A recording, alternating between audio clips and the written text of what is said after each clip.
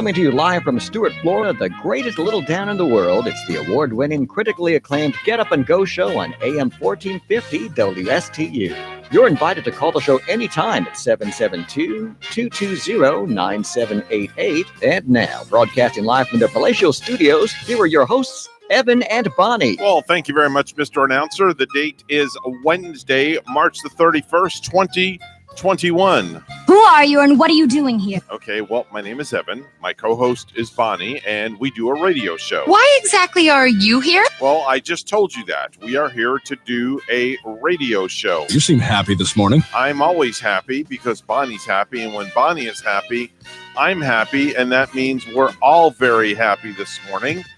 Time now is officially 6:08 this morning. Mr. Clock, would you certify that, please? It's now 6:08 a.m. And the very top of the morning to you, Miss Bonnie. And how are you and yours this morning? I'm happy, not sappy. That's good. If you're sappy, that means you'd be sticky. And if you're sticky, it'd be icky. I would be like a pine tree.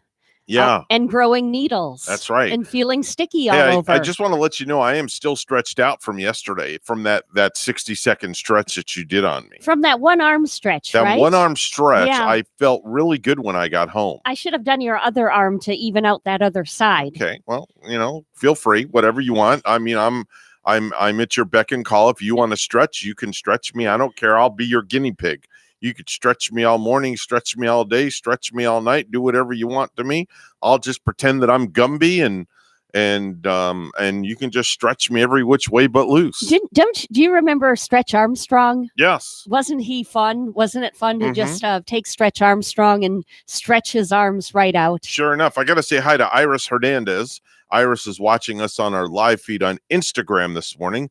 So a top of the morning to you, Iris. Good morning. Yes. Definitely. She's a firefighter EMT down in the West Palm Beach area. Uh-huh. Good friend of mine. I had an aunt one time named Irish. Have you ever heard of the name? Yes, I actually have. Yeah. Yeah. And so this is Iris. Mm-hmm. Mm-hmm. And where's Iris listening at? She's down in West Palm Beach. She may be on duty right now, but I'm not sure. Okay. But she is listening. Well, we're glad to have you along this morning, and hope you're having a good route on your police cruiser, and maybe getting fresh Well, she's donuts. Not a cop. She's a firefighter EMT. Oh, okay. Yeah, she's a firefighter EMT. Yeah. Does she work the overnight hours?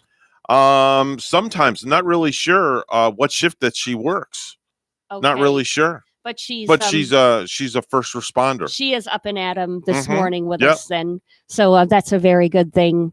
Boy, I'm overwhelmed today. Easter Sunday coming up so quickly here. Yeah. It's like it's arrived like it's late, but it just feels like it's still arriving early and that we haven't even made it to April yet. April is here already. And here we are, only March 31st. It just feels like this first whole part of the year is flying right by us. We learned this morning, too, which we'll have coming up in sports. NFL football has some new plans, and it looks like with these plans, the Super Bowl is going to be pushed back a little bit later for next February. Oh, wow. Okay. So the Super Bowl will be played February 13. So they're adding a 17th regular season game that's starting this coming season. And for the most part, the players won't get any extra salary yet for it, but they do have a guaranteed share of the NFL's revenue. Oh, okay. And so they're just going to do a little bit of an alteration. The 17th game will replace a preseason game. So there will be 3 preseason games instead of 4. Okay. And the regular season will start at the same time just after Labor Day. And then the season will go long with that Super Bowl now scheduled for the middle of February.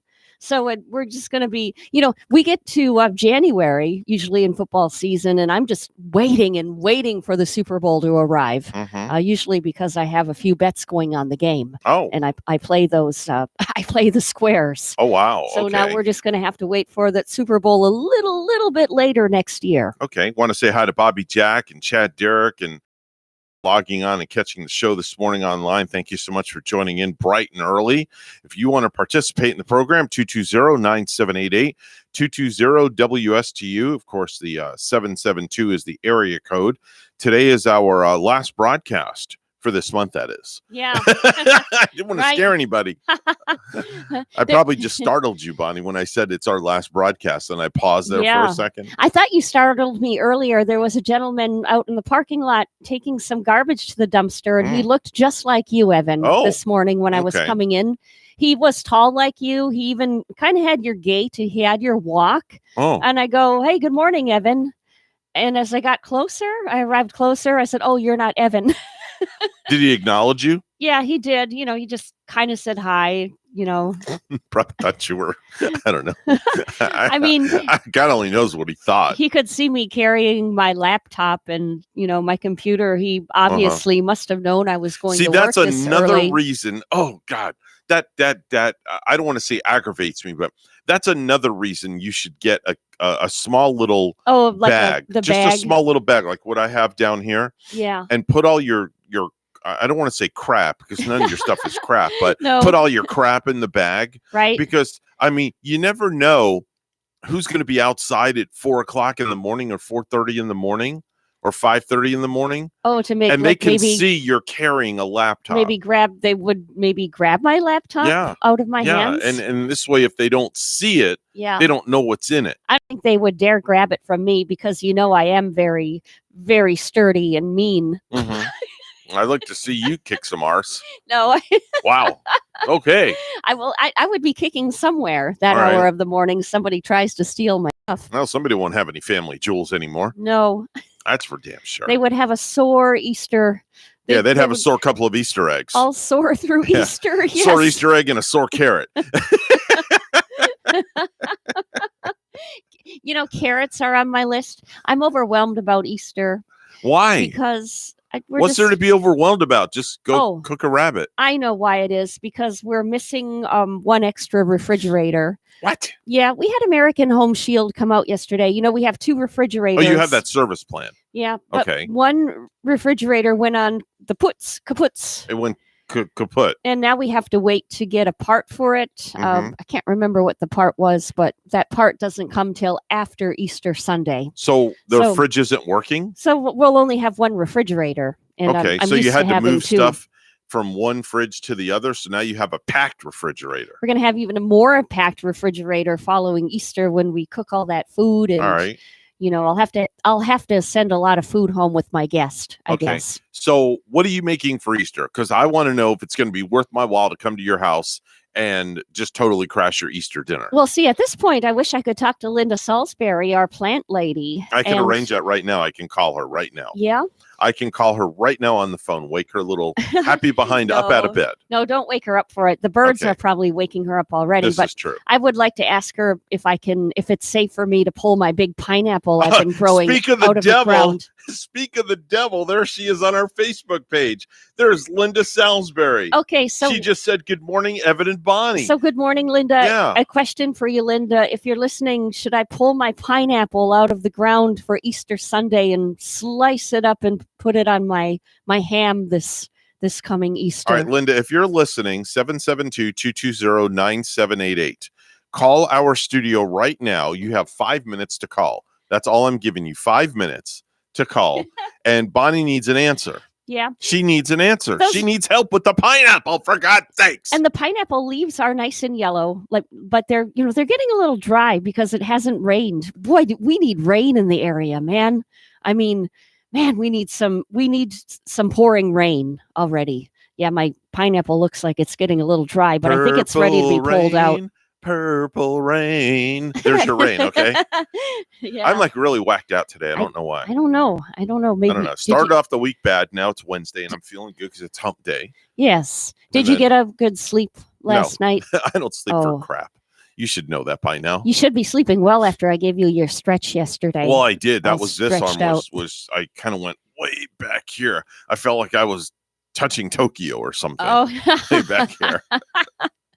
I was trying to reach to Tokyo. Maybe this arm I'll try to reach to Japan or something over yeah, here. I know your I don't arms are know. pretty long there. You almost could. I I bet you know. almost I got could. like monkey arms, you know. Yeah. Kind of fly all over the place. Oh man. So you're on a break for 1 month from baseball. Yeah, we have we got a month off, so we we're going to start getting all ready for minor league baseball, and then St. Lucie Mets kicks up around the first week of May. I can't wait. I know. I hope I get to go to a St. Lucie Mets game. Now, at there'll least. be plenty of tickets for that, and I could Good. probably drop you some tickets. Yeah, because we want to that's go. fine. I really want to. I could probably go hook out you there. up with some tickets. That I can do. That would be perfect. Yeah, I can't do Major League Baseball because it's, the restrictions are pretty a pretty little up there. bit more tight. Mhm. Yeah. And I'm taking Tuesday nights off from the stadium. It's something Okay. I've never done before. Want to say good morning to Power Light LEDs. They just joined in the conversation on Instagram. Good morning to you. Who are they? I don't know. Power Light LEDs. I couldn't tell you. I'm just like, we're on Instagram Live over here on this side. Over here, we're on Facebook and Twitter and YouTube over here and over here. We're just everywhere. Oh, we're like, yeah. we're like the sewer system. I want to We're say everywhere. happy belated birthday to Tony up in Wisconsin. Hey, in Tony. case we missed his birthday, I don't Okay. know if Tony probably be listening this morning. No Tony, no baloney. How old's Tony? He is. Oh gosh, I know he is about maybe 3 years older than me at least. I he thought was. you were going to say he was 3. He was the older boy on my school bus. Oh, did you have a So- crush on him? I might have, Wow. Okay. maybe. Wow. Bonnie secrets revealed this morning. Listen in at 7:30. But my brother is married to his cousin Jill, Mm. and Who has a brother named Jack who went up the hill? Jill actually has. She has like 12 brothers and sisters. Oh my. She comes from a family of 13 children, What? and my sister-in-law is the youngest in the family. Parents were busy, obviously. They had 3 sets of twins in that family. Wow, Can that's you a lot of imagine? hibbity dibbity. Yeah, Man. Wow. that's a lot. She has a lot of sisters. Oh, my. And boy, oh boy, when they get together, they Wow. have one heck of a party, Evan. Oof. Yeah. How the heck that woman spat out 13 kids? And she's amazing. Youngest of 13 kids. And Did she have them all naturally? the mom, her Yeah. mom. Yeah. Oh, Oh, yeah. my God. Yeah. Are you serious? 13 kids naturally? Yeah. How do you do something like that? Just naturally, Wow. Well, you got to think of I'm amazed. I'm like literally Yeah. amazed. During 3 times of those pregnancies, now you got to think that there were twins. So 6 2 for kids. 1. Yeah. A 2 for 2 for 1 in 1. that session. Wow. I remember when my twins were born, Mhm. it was crazy. Darren, my oldest, was born naturally. So I watched him come out, and that was pretty cool. Did it come out like a deer or something? A Well- deer being born? Well, it was like I felt like I was was it at a kicking it? well, I kicking felt like its I was way at a out? I felt like I was at a baseball game. I was like the catcher. Oh And my it's gosh. the bottom of the 9th inning, and I'm squatted down with the glove, waiting for the ball to come right at me. Incredible. And it just came out of the pitcher's hand and wound up in my glove. little, if you can little tiny visualize infant, that. Yeah. like a little infant baby just fit in your big hands. Yeah. That had to be cool. And then the twins were C-sectioned. oh. So just imagine, Bonnie, okay, I want you to visualize this. You're sitting on the 50-yard line of a football field, yeah. and there's this big curtain up, and you're sitting on the 50-yard line. Just imagine, okay, I'm sitting here. Here's the football field right here, the soundboard, uh-huh. and there's a curtain up right here. And like this side of the curtain is my kid's mother's head and torso. And then Yeah. on this side of the curtain is you? her belly. Well, no, I'm on the 50-yard line. Okay. Is her belly and her legs. Okay. So the doctor says, all right, I'm going to slice. Are you okay? I'm like, yeah, I'm fine. Go ahead. So he takes his scalpel, right? And she's my ex-wife now, but she was awake during the C-section, and they gave her this something that numbs her. She didn't feel nothing. So they Oh. take the scalpel like this, Bonnie. You have to watch. And I'll never forget that he went boom and just like that. Yeah. And it was like boom, right across, slice and dice. Uh-huh. I'm like, I felt like I was watching an infomercial for Ronco knives. He's done that. He's obviously done it before. Just a few times. Did he do it just so smoothly, like Just it a few was no big times. thing? Yeah, it's like no blood came out or nothing. Wow. I'm like, okay. So he boom and he slices, and then they take these 2 hooks and they go 1 hook here, 1 hook here, and they go like that. It's like a meat cleaver. And I'm like, okay, they done had her belly wide open. yeah. And then you see these little swimming around in a sack of water. Really? Yeah. Like you didn't see like a head or a No. little bald No, because head? they're in the sacks of water. So that's like, you know how a woman's water breaks right Yeah. before they give birth, Oh my gosh. and all the water comes out their you private witnessed area. all of this? Yeah, it was Whoa. really cool. So he takes a little pin and he goes just like that. Yeah. Do you like that little sound effect? Uh-huh. I'll do it again for you.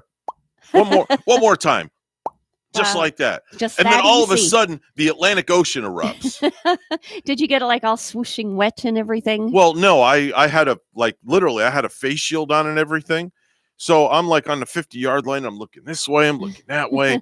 And here comes my daughter. She comes out the stomach. It's like, wow. Okay, they cut the umbilical cord and they hand her to me. Yes. And no sooner they hand her to me, I went running out of the operating room. I didn't know any better. You went running with her in your hands? Yeah, I went running with the little girl out Well- of the operating room with doctors chasing me. Oh Like, man. Mr. Nine, come back here, please. You can't do that. Yeah. Child's right out of my ex-wife's stomach. What would have happened if you like dropped her? Oh my God, You could have. forget it. You It'd should have be set all her, over. You should have set her down for the good doctor. Well, she'd have Dane damage if I would have dropped her. Yeah. But I Those mean, little- I'm not making this stuff up. Their little soft heads, Yeah, right? I'm not making this stuff up. So I left my son behind. He was still swimming in the ocean. Right? I'm like, he could have drowned in there. Yeah. So So the daughter was born first? she was first. And Yeah. and my son always tells the story that he was a gentleman, so he let his sister out first. Oh, that's ladies That's first. divine. That's a bunch of crap. So anyway, so then Dylan comes out, you know, the guy hits a little pin and once again oh. and again. And now we have the Atlantic Ocean all over again. So here comes twin number 2.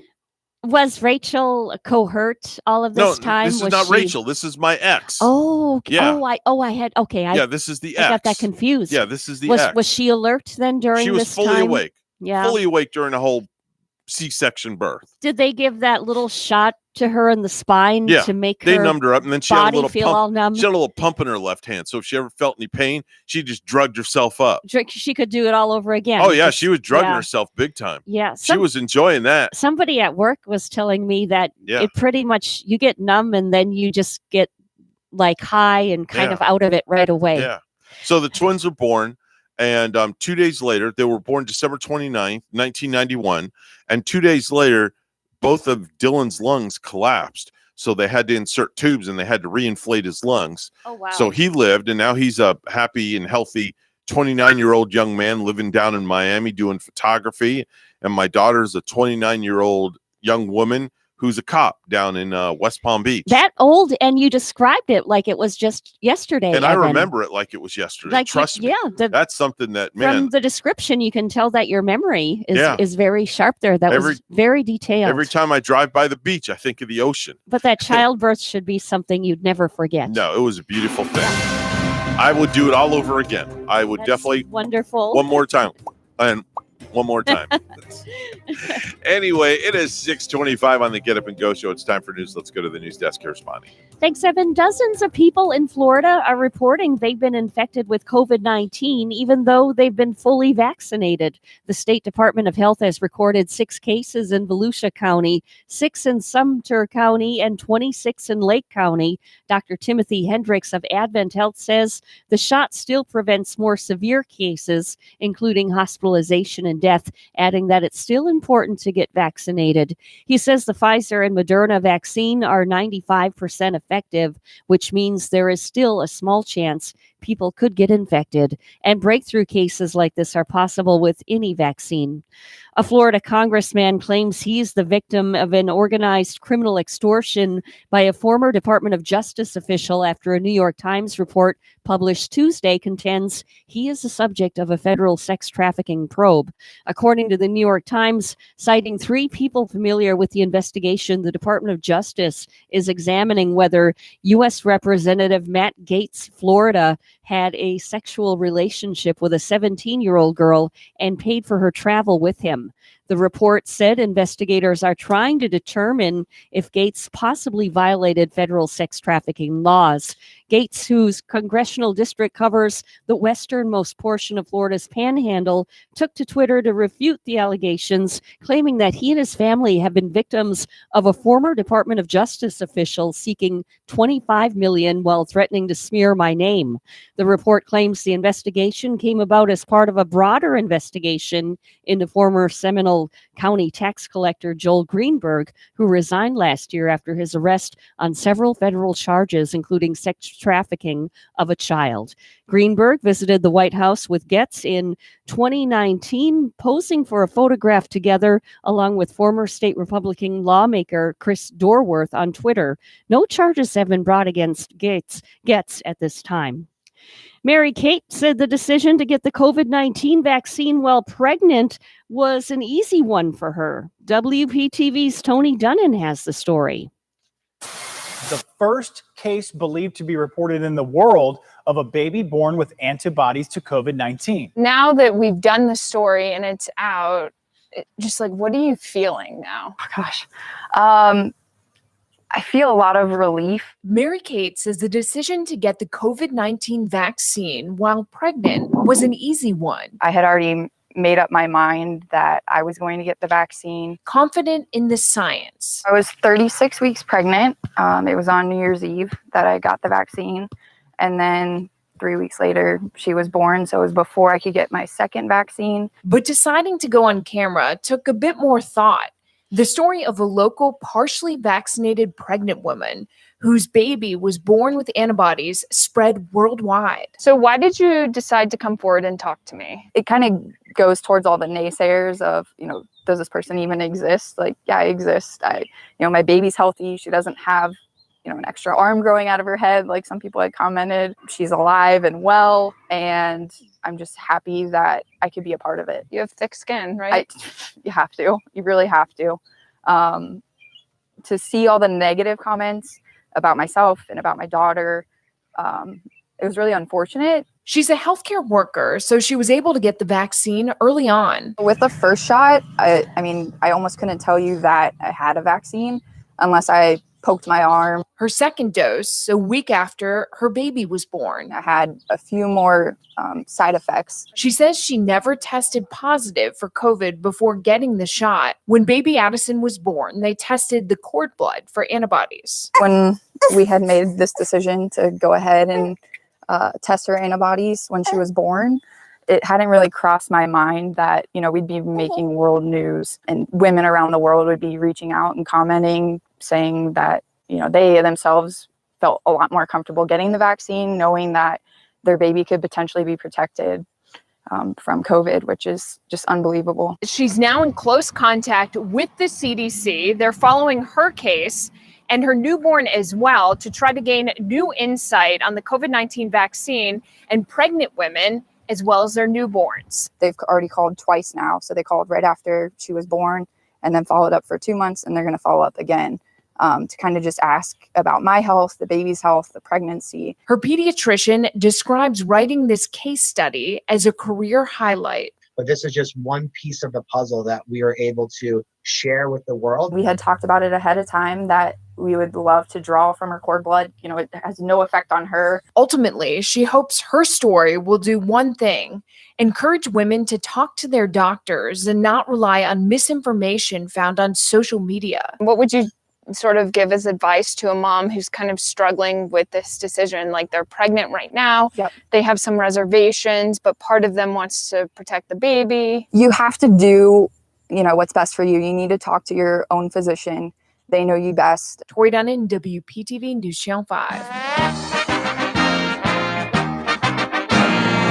The UCLA Bruins upset the Michigan Wolverines 51-49 to complete the Final Four matchups. Here's what the Final Four matchup will look like on Saturday. It looks like number 2 Houston will play number 1 Baylor, and that game will start at 5:14 p.m. Number 11 UCLA versus number 1 Gonzaga, and that game starts Saturday night at 8:34. Our news time is 6:31. We'll have weather and traffic together next.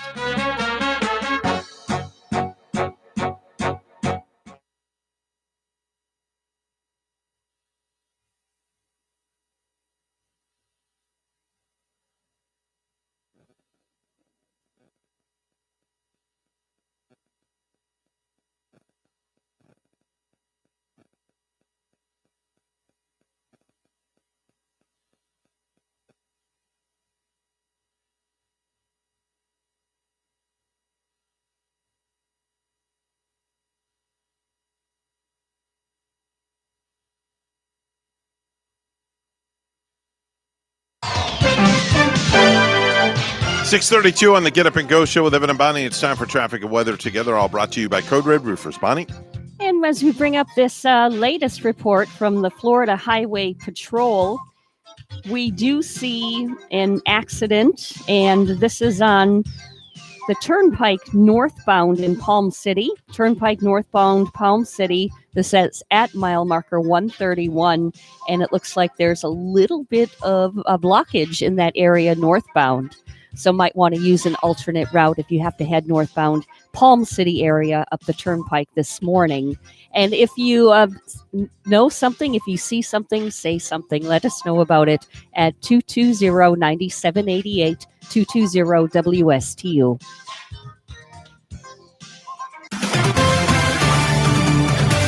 Port St. Lucie is 70, and friend Mark Hales in England says it's 70 degrees in Surrey, southeast England this morning. Here's our forecast from WPTV. Today's forecast, hot and humid with some sunshine, but also we may see a few showers blowing on in on that breezy southeast. High temperatures reaching the mid-80s. Low temperatures tonight, we're talking the low 70s, but a cold front approaching will up those rain chances, and especially into tomorrow morning. Cold front sweeps through the day, clearing out and turning colder on Friday. I'm WPTV First Alert meteorologist James Wieland on WSTU AM 1450, Martin County's Heritage Station.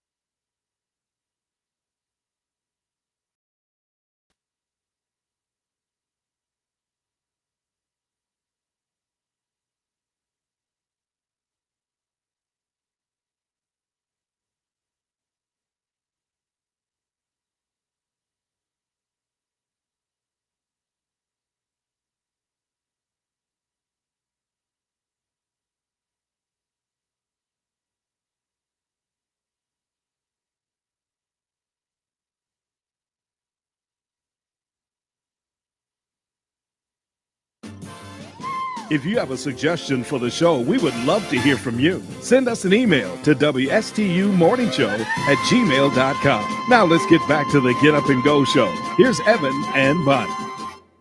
Time now is 6:35. Time for viral videos.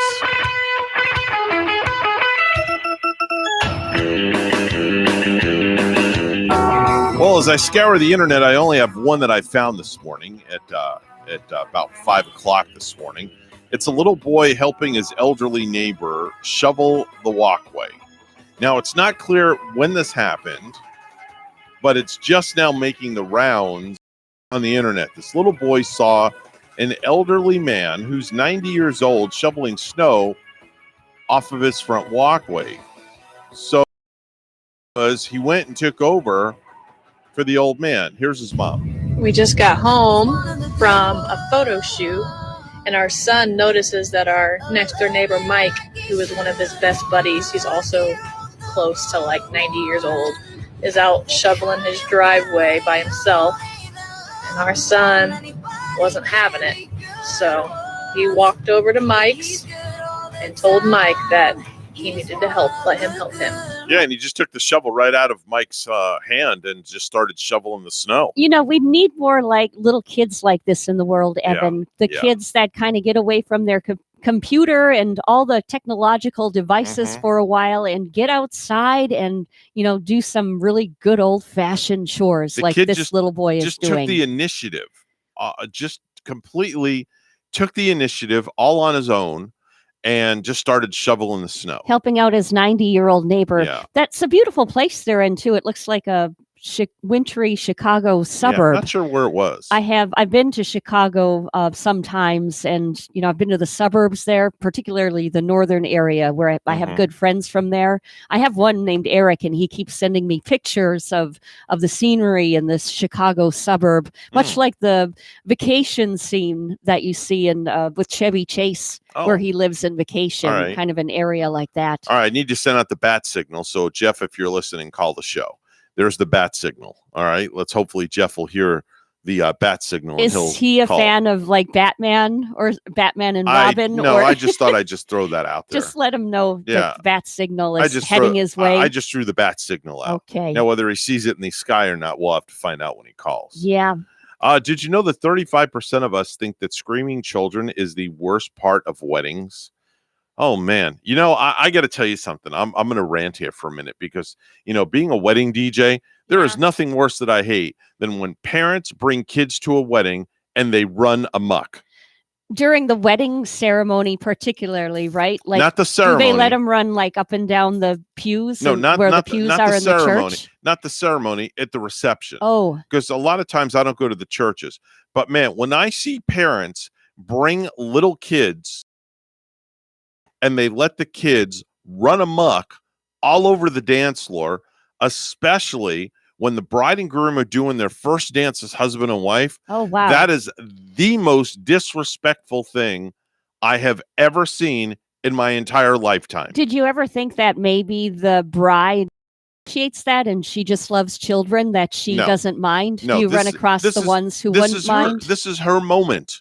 Yeah. This is her and her husband or wife moment to have that 3.5 minutes that's very sacred that they'll never have again to themselves. That 3 minute during the wedding dance, right? Where Yeah. they're dancing and during their everybody's first dance as husband and watching. wife, and everybody Yeah. is glued, and you've got these little kids. Now, don't get me wrong, I love children, but you've got these little kids running amok all over on the dance floor. I see. You would think they would have them intact just for that, you know, Yeah. short duration. I'm like, for parents, them to have control the moment. your children, please. Yeah. That's all. Just 3 minutes. And then when you're doing other things that are on the dance floor with the bride and the groom, like, you know, whether you're doing a cake cutting or, you know, the garter or the bouquet or something, again, you got kids just running amok. And then another thing is people won't get up on the dance floor and they won't dance because the kids are running amok all over the dance They'll floor. be running over and stepping on the little kids, Yeah, right? they think that the dance floor is a huge slip and slide. But I know little kids at wedding receptions, you know, what, especially like with the music, that Mhm. magical moment when the music begins. Right. You tend to see the kids get really exciting. Well, they can excited dance. There's and nothing emotional. wrong. There's nothing wrong with the Yeah. kids dancing or making an attempt to dance on the dance floor. But man, I've seen kids that just run amok that go from one corner of the dance floor all the way to the other at like 40 miles an hour. They think it's a gymnasium Yeah. there for them. And they're just like they'll run full blown on from one side of the room, and then when they hit the dance floor, they drop to their knees and they slide across it. And I've seen kids face plant. Have you ever seen a kid face plant like right into the wedding cake or anything? Oh yeah, I've seen a kid run into the table and the cake And the falls cake? over. No, kid, Oh yeah. no, and the cake is smashed. Yeah, the cake the whole smashed all over flipping the cake floor. fell over. Really, that did happen. Yeah. That did happen. Oh yeah, one the time? bride was ticked off. Did you ever see the bride fall back into her wedding cake? I've seen that Kinda like- happen too. I've seen brides trip and fall face first in the wedding cake. I've seen so much crap happen in 40 years. I could write a book. It reminds me of the movie 28 Days, where Sandra Bullock was drunk at the wedding. And no, it was her sister's wedding.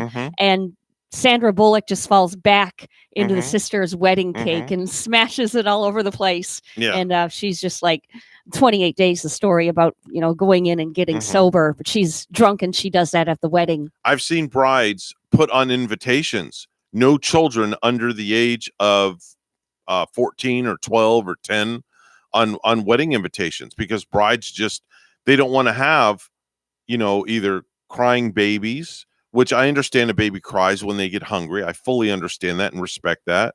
And again, don't get me wrong, I love kids. Yeah. But there's just a time and a place to bring your children. Sure. And if you don't have a babysitter, then don't go to the wedding. Simple It's as that. Simple as that. Right? Send a gift in the mail and don't go to the wedding. You would think that people would particularly be mindful of that when it is signified on a wedding card, saying maybe kids not included. Yeah. Do people abide by that usually when most they people get the invite like most that? people usually do, but some people don't. Yeah. And I've actually heard a bride confront a friend at a wedding. Why did you bring your child when the invitation said no children? Right. Well, at I the didn't have. wedding. Yeah. The guest said, well, I just didn't have a sitter and I wanted to come to the wedding. And the bride was like very emphatic. She was very emphatic. Well, that's why the invitation said no children. Yeah. Yeah. The time that gets me anxious the most, I think, is when I'm at church and then I hear a baby crying. It's that moment, you got to admit it. I think everybody goes through that moment of church where like you go to pray, but there is that sort of thing about it where you want the service to end. Right. and then all of a sudden a baby starts crying. Right. And you get that anxious feeling and it seems like one of the longest moments of your life. Oh yeah.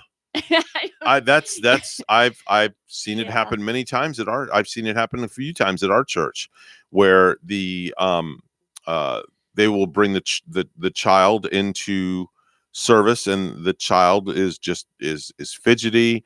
That's why they have children ministries at our church where you can actually leave your child with licensed childcare workers. Oh boy, it's that big, huh? Yeah, they have nurseries for the babies. Then they have like the 1 and 2 year olds, and then the 5-year-olds, and then like the 9-year-olds, 12-year-olds. So it's all the kids of all ages are all taken care of. Yeah. So the parents can come and worship without having to worry and look after their children. That's why they have the workers for that. Do you remember going to Sunday school when you were a kid? No, I did not. I was not brought up with any religion when I was young. Oh, wow. Unfortunately, yeah. Being of a mixed race and, well, not mixed race, but a mixed ethnic background and religion in our family, because my dad was Catholic and my mother was Jewish. So I really wasn't brought up with any religion. I did not have a bar or bat mitzvah or anything like that on the Jewish side of things.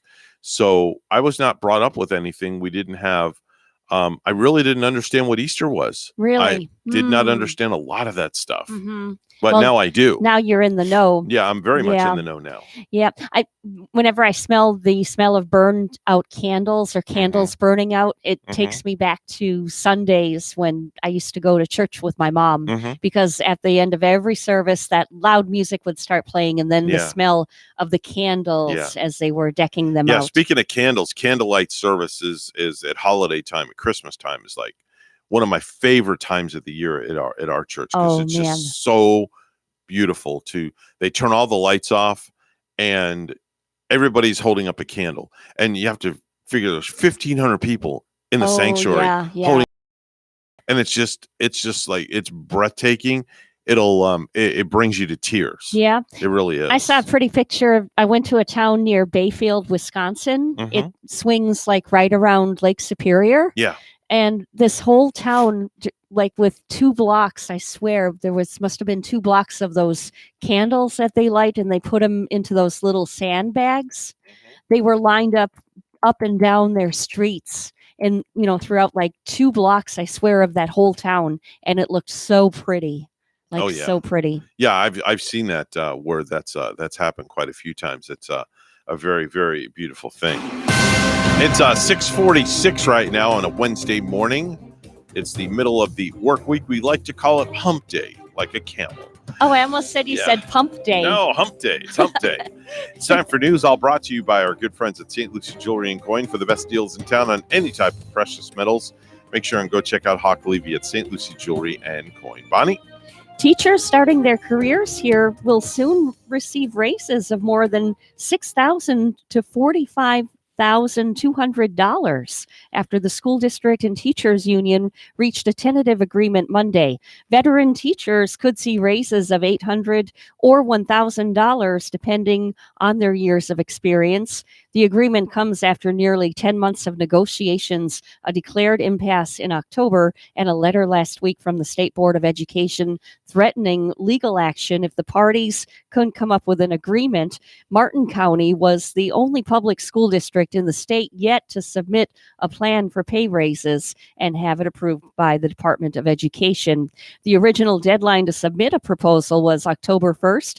Indian River and St. Lucie County school districts reached agreements before the new year.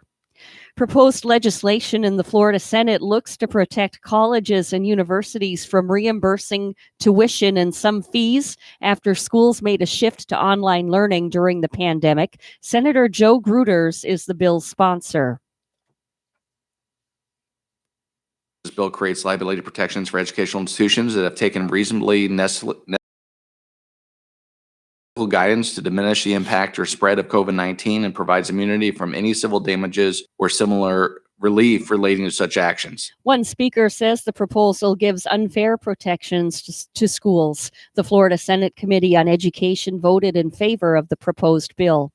A judge Tuesday ordered 18-year-old Jesus Rivero to serve 12 years in prison for fatally shooting his best friend with a firearm Rivero had in the bedroom of the Indiantown home. Rivero, who was convicted of manslaughter with a firearm, was also ordered to serve 3 years of probation for the shooting death of 14-year-old Jamarian J. Jones on November 3, 2019, during a tearful hearing that featured statements from Jay's mother and his aunt, along with members of Rivero's family. Martin County Circuit Judge Sherwood Bauer agreed it was a tragic case. Jay was at Rivero's home in the 17400 block of Southwest 172nd Avenue with another friend when the shooting occurred, records show. Rivero told deputies he was dancing with and messing with the gun and that he had removed and inserted the magazine into the gun multiple times before his hand slipped and he shot Jones in the stomach. Publix will not be booking appointments on Wednesday morning, this morning, for the COVID-19 vaccine because of Easter, the Easter holiday weekend. Normally, Publix opens up its booking window at 7 a.m.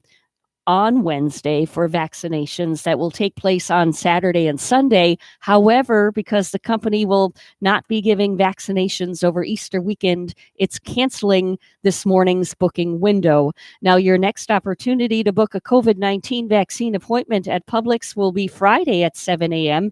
As a reminder, appointments booked on Monday and Friday are for the Moderna vaccine, and appointments booked on Wednesday are for the one-shot Johnson & Johnson vaccine. And for more information, you can go to Publix.com. And lastly, a clothing website called Revolve.com has a line of shirts they call Vaccine Ready. Basically, they leave your shoulders totally bare so you can get your COVID shots without having to roll up your sleeve. The shirts cost $70 to $300. The NFL is adding a 17th regular season game beginning this coming season. For the most part, the players won't get any extra salary yet, but they do get a guaranteed share of the NFL's revenue. The season won't start earlier. It'll be extended, and each team will still only get one bye week. The 17th game will replace a preseason game, so there will be 3 preseason games instead of 4. Season will start at the same time, just after Labor Day, and the season will go long, with the Super Bowl now scheduled for the middle of February. So next season, Super Bowl 56 will be on February 13. News time, we have 6:51. Weather and traffic together next.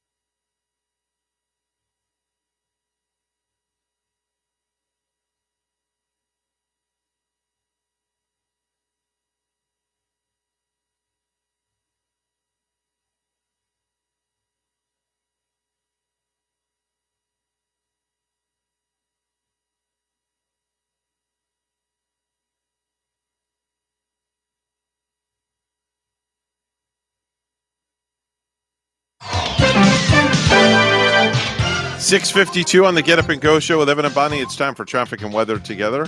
All brought to you by Waterway Dermatology. Dr. Ryan Schuring, located at 1050 Monterey Road in Stewart, bringing personalized healthcare back to dermatology the Waterway. Bonnie? The turnpike is really messy this morning in the Palm City area. So if you have to take the turnpike northbound, you might want to take an alternate.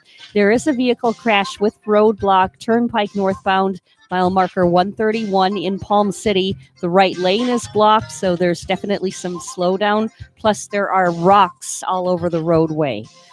Also, in the I-95 northbound area of Hobe Sound, there's a prescribed burn, smoky in that area of the Jonathan Dickinson State Park this morning.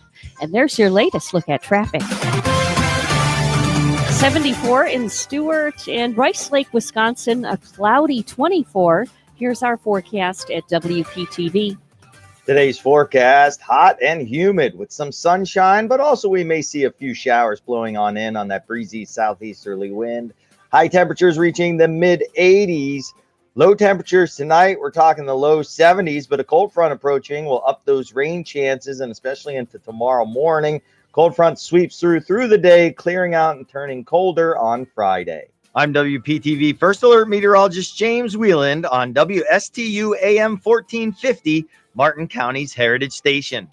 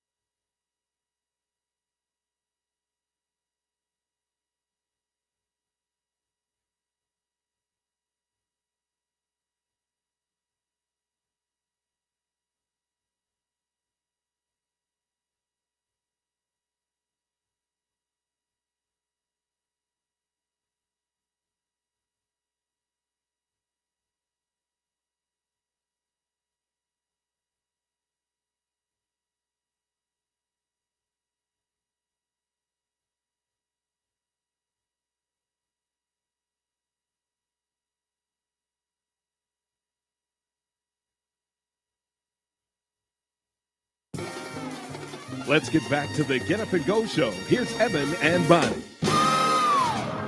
Hey ladies, get ready for the clean feeling of spring with Spring's Eve. As fresh as the new season, Spring's Eve is the precursor to Summer's Eve. Because just like the seasons, spring is all about rejuvenation. So get some today before summer comes and makes everything all hot and messy.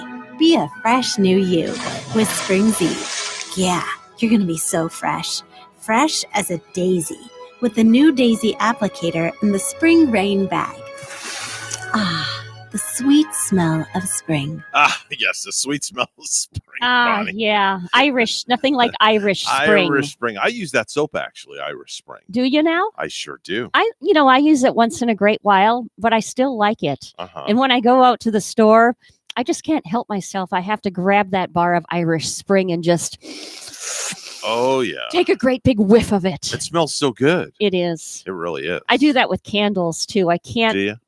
you're not Are supposed you a to. candle snorter? Yeah, not now because you're not supposed to do it with Right. COVID-19. Right. But yeah, normally I am. I have to be smelling like every single candle before I buy one. Wow. Okay, so you're that person. I'm that person. Yeah. Wow. Okay. What's your favorite scent of candle? Pine tree, of course. Really? Yeah. I kind of like strawberry or cherry, Oh, so to yeah. speak. Yeah. That's like my favorite scent. Didn't you tell me that you like that odor in your car also? Yeah, I do. For I like, love that odor. like an air freshener? Yep. You can buy the little round cans and you put them under your seat. You just pop the top. Oh, yeah. And you put it under your seat, and it usually lasts about 3 or 4 weeks. The last time I went to the car wash, I got the new car smelling air freshener. That doesn't with that do new nothing car for me. smell. That was a disappointment. That you know what? To be quite honest, I left it in my vehicle, to keep it smelling fresh. But Mhm. I wasn't too pleased with the scent either. I didn't think it really smelled like a new car, just kind of like imitation of a new car smell. Yeah, You know what I exactly. mean? I don't Some think weird nothing- imitation. I don't think anything could replicate a new car smell, so to speak. Except for maybe a new car. Yeah, which, exactly. If you want to get one every 4 months or so, We can sell you a car. No. Just give us a call, 220-9788. I'll just go get my car washed. Send you to the right place. Anyway, hour number 1 down, 2 more to go. Taryn Christ is going to be here from the Martin County. She's the administrator for Martin County. We'll be talking to her at 8 o'clock this morning and finding out exactly what's going on in Martin County. We're WSTU Stewart, Martin County's Heritage Station. The news is coming up next. Don't go anywhere.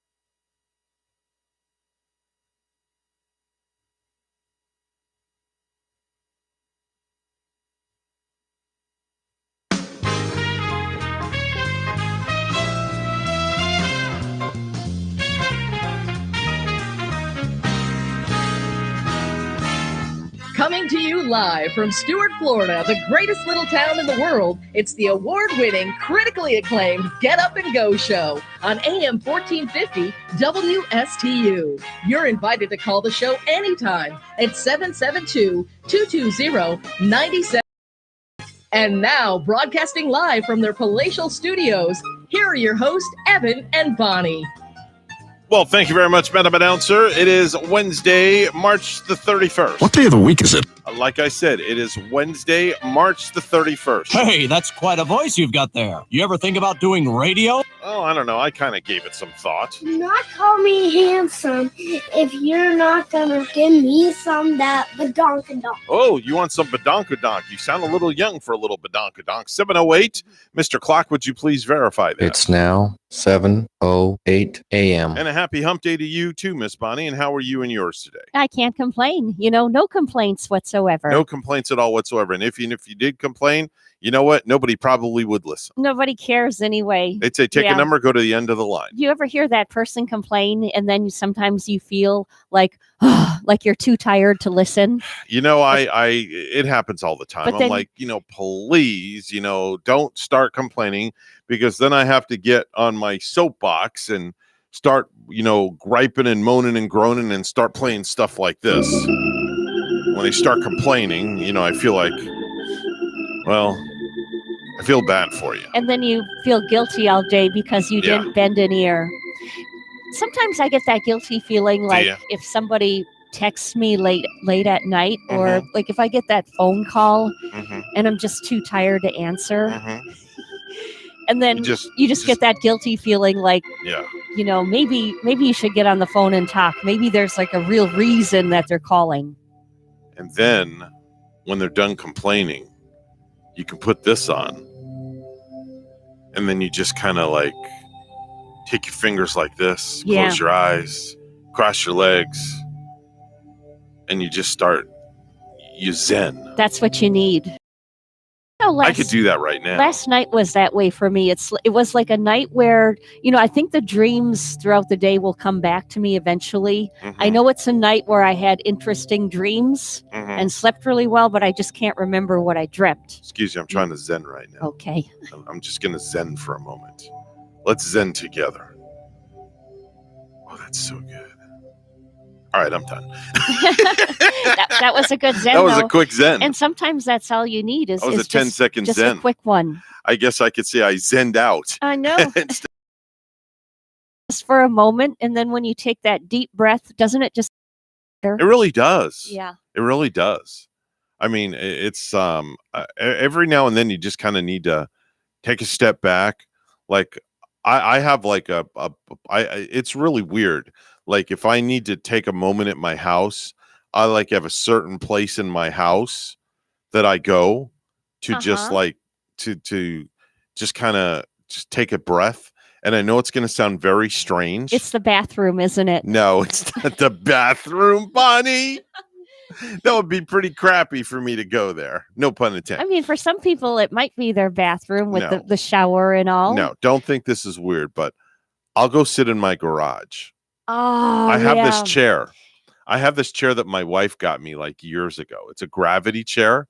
So when you sit in it, it just kind of, it's like gravity, and it's just like you're floating like this. And we have two of them out back by the pool that are on a swing. Okay. So if I need to just kind of like go decompress, I'll go sit in the garage. That's a perfect place for it. Is that like your man cave? Like well, your no, my man cave. My man garage? cave is my. I have my real man cave is my studio at home. Oh, right. But I'll go sit in the garage, and I'll sit in that blue chair, and I'll just sit there, and I can sit there for like 2 hours, and just zen. For me, it's the backyard. Is it? Yeah. I like my lawn chair out in the backyard. And, I like looking at my grill and my little pineapple plant that I am growing. And, maybe a bird will fly by and just the nice breeze coming from the ocean, from the east. I'll only sit in my garage when the sun has gone past and it's starting to go on top of the house. Oh, that's a pretty time, I don't too. like the sun beating down on me. Yeah. So I'll go sit out in the garage and just kind of zen out for a little bit. Don't Let the Sun Beat Down on Me. Isn't that a rock and roll song? No, that's that would be Elton John. Don't Don't let let the the sun go down on me. Don't let the sun beat down on Yeah, me. don't let the man. sun go down on me. Yeah. He did a good collaboration with that with George did. Michael. He sure did. When they both sung that song together. Mhm. Wow, that was amazing. Yeah, it was really good. Yeah. It was really we really lost a good singer from the 80s when we lost George Michael. He was Mhm. one of the best. Yeah, he was definitely good. Let's do some birthdays and anniversaries.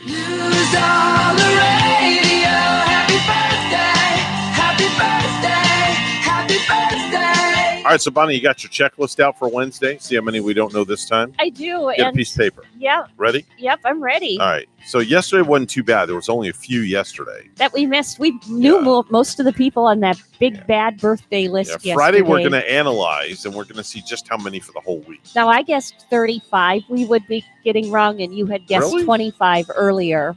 Of these would be the birthdays we don't know who the people are. Okay. So my guess is 35. So we'll see how we do with our tally on Friday. That works for by me. Friday. That definitely works for me. Okay. So here we go. Sawyer, do you have any birthdays, by the way? I just feel like I might have missed Tony's birthday. So happy birthday, Tony. Hey, Tony, how you doing, Tony? What's going on, Tony? Let's go get a pizza. You know what I'm saying? Hey, Tony, what's going on? Tony, no baloney. Sawyer Fredericks is 22. He won the 8th season of The Voice at age 16. Now, do you know him? I think you would know. I thought you maybe watched The No. Voice. No, I'm not a big fan. You like the America's Got Talent. I got that confused with that show that you like. I love America's Got Talent. So I'm going to put a check that I don't know this winner from The Voice, but he won The Voice when he was only like 18. Yeah. Or does he turn 18 today? He won The Voice at age 16, And, okay, and he's now 18. and he's 22 now. So, oh boy, 22. So Yeah. he won that like 4 years ago. No, 6 years ago. Oh, okay. Yeah, 6 years ago. Yeah. There we go. Yeah, you're right. 6 years ago. What the heck? You won it a few years ago. That's all. Why not? All right, so that's one right there. Jessica Zor is 36. That's the chief of security, Talia Kayali, on the Orville. I have no idea. Neither. That's number 2. Clueless with that. Yeah. Ryan Bingham is 40 years old today. He picked up Best Original Song Oscar for the theme to Crazy Heart. Do you know who? Crazy Heart. Don't know who that is. You know, I should know who that is. That's But- 3 right there. Okay. Jeez, we're 3 for 3. Katie Masucci is 41. That's the cute brunette from the musical comedy duo Garfunkel and Oates. Do not know that one either. Don't know that one either. No, admit. Oh, man, we're just Garfunkel and Oates. we are not doing good. Isn't it Hall and Oates and It it's says Paul Garf- Simon it and says- Art Garfunkel? It says comedy duo Garfunkel and Oates. This is getting funky, man. Yeah, so that's Okay. 4. Tony Yeo. Tony Yeo is 43. That's the OG member of G Unit. Don't know who that is. That's 5. G Unit. Yeah, I don't know who that is. I thought that would be rap or something that you would know, I Evan. don't know. No. I don't know who Tony Yeo is. Ewan McGregor is 50. That's Emmett and Ray Stussy on Fargo. Oh, there's 6 for you, Bonnie. Angus Young is 66. That's the only original member of AC/DC left. He's Angus Young. Yeah, his brother Malcolm Young died just a couple of years ago. Finally, I we guess know somebody. You know. Jeez. Yeah. That was brutal. I mean, how can you not know Angus Young, right? Yeah. Al Gore, 73 years old today. I remember when I was flying into the Detroit airport one time. Mhm. So we had to keep flying around and round and round in a circle on that airport. The plane was supposed to land a half hour earlier because Al Gore was flying in at the same time. Really? We could not land. So Oh, they my. let Al Gore and his entourage and his plane land first. They let him off. And then my plane was able to finally land. Yes. Oh, okay. But Al Gore, 73, huh? 73 years old today. Rhea Perlman is 73 also. That's Carla on Cheers. I love her on Cheers. Mm-hmm. How can you not love Carla? I liked her better than Diane. For shizzle. I think. Oh, man. Gabe Kaplan, Mr. Cotter himself. Welcome back, Cotter. 73, I'm going to guess. 76. Also. Oh, 76. a little bit older than Rhea Yes. Perlman. Christopher Walken, 78 years old today. That's the brilliant character actor. Brilliant actor. Yes. And he's 78. Mm-hmm. Mm-hmm. We keep watching. He was in the movie At Close Range with Sean Penn. Mhm. We like that. We like him in that movie from the 80s. He's Mhm. just such a good actor. Mhm. And in the SNL skit too, right? Where Mhm. he played Don't Fear the Reaper, and he was the one that kept ordering more cowbell, I think. Right. Yeah, Exactly. yeah. Exactly. He's got a different kind of an accent too. I can't detect, like, it's when he talks, he has such like a unique speaking voice. Mhm. We're talking Christopher Walken here, if you Now- just tuned in. But his accent and his dialect, it's like hard to tell what it is. It's like he created his own. It's like so unique, I think. Now, when you think of the song "I Think I Love You," what do you think of? The A Partridge Family. Shirley Jones, 87 years old today. No kidding. Yes. Oh man, Shirley Jones. she's like the same age as my mom would have been then. Wow. Yep. 87. 87 years old today. Shirley Jones Shirley and me. Jones. Oh yeah, that's Oh, right. yeah. That's one of the songs that you sing Oh yeah. in your concert that you haven't done yet. Come to think of it, Bonnie Ashley sings the hits. That's right. We're gonna have to let our fans know when you're going to be doing that concert. Oh, I'm telling along you. with Big Kitty. Big Kitty is getting ready for it. Yeah, definitely Yeah. so. William Daniels, 94 years old today. That's Mr. Feeney on Boy Meets World. I know the show. Mhm. Is this a check mark for one that we both don't I know? have no idea who that Okay. is. How many do we have today? We have, if I can Probably about count, 8 or 9. 7. 7? Yeah. Okay. All right. 7 that we do not know of. All right. Today is World Backup Day.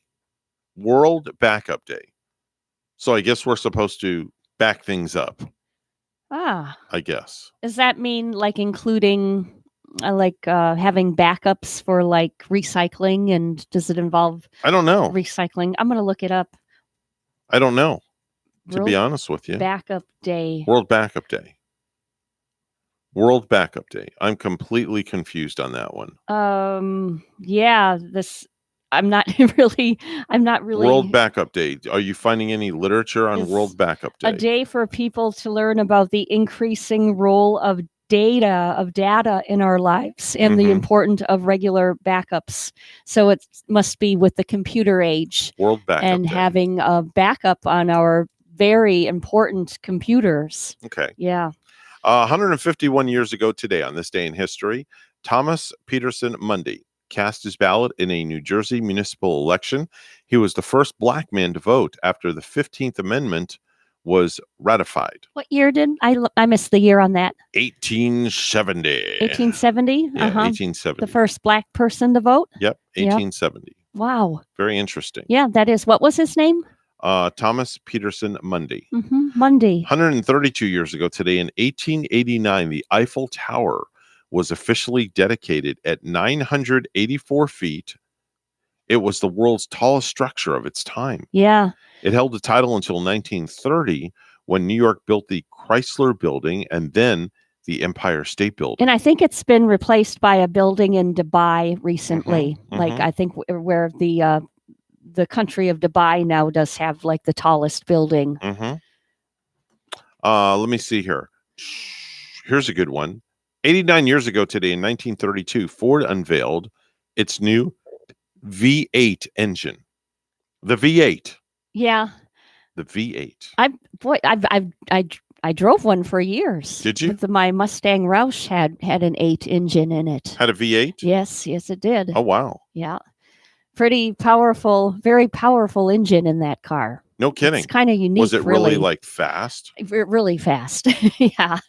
A gas guzzler, of course, Uh-huh. being that it was an 8, but incredible. Yeah, I've driven that one for A years. gas guzzler, as you put it. So, in other words, you got like 12 miles to the gallon.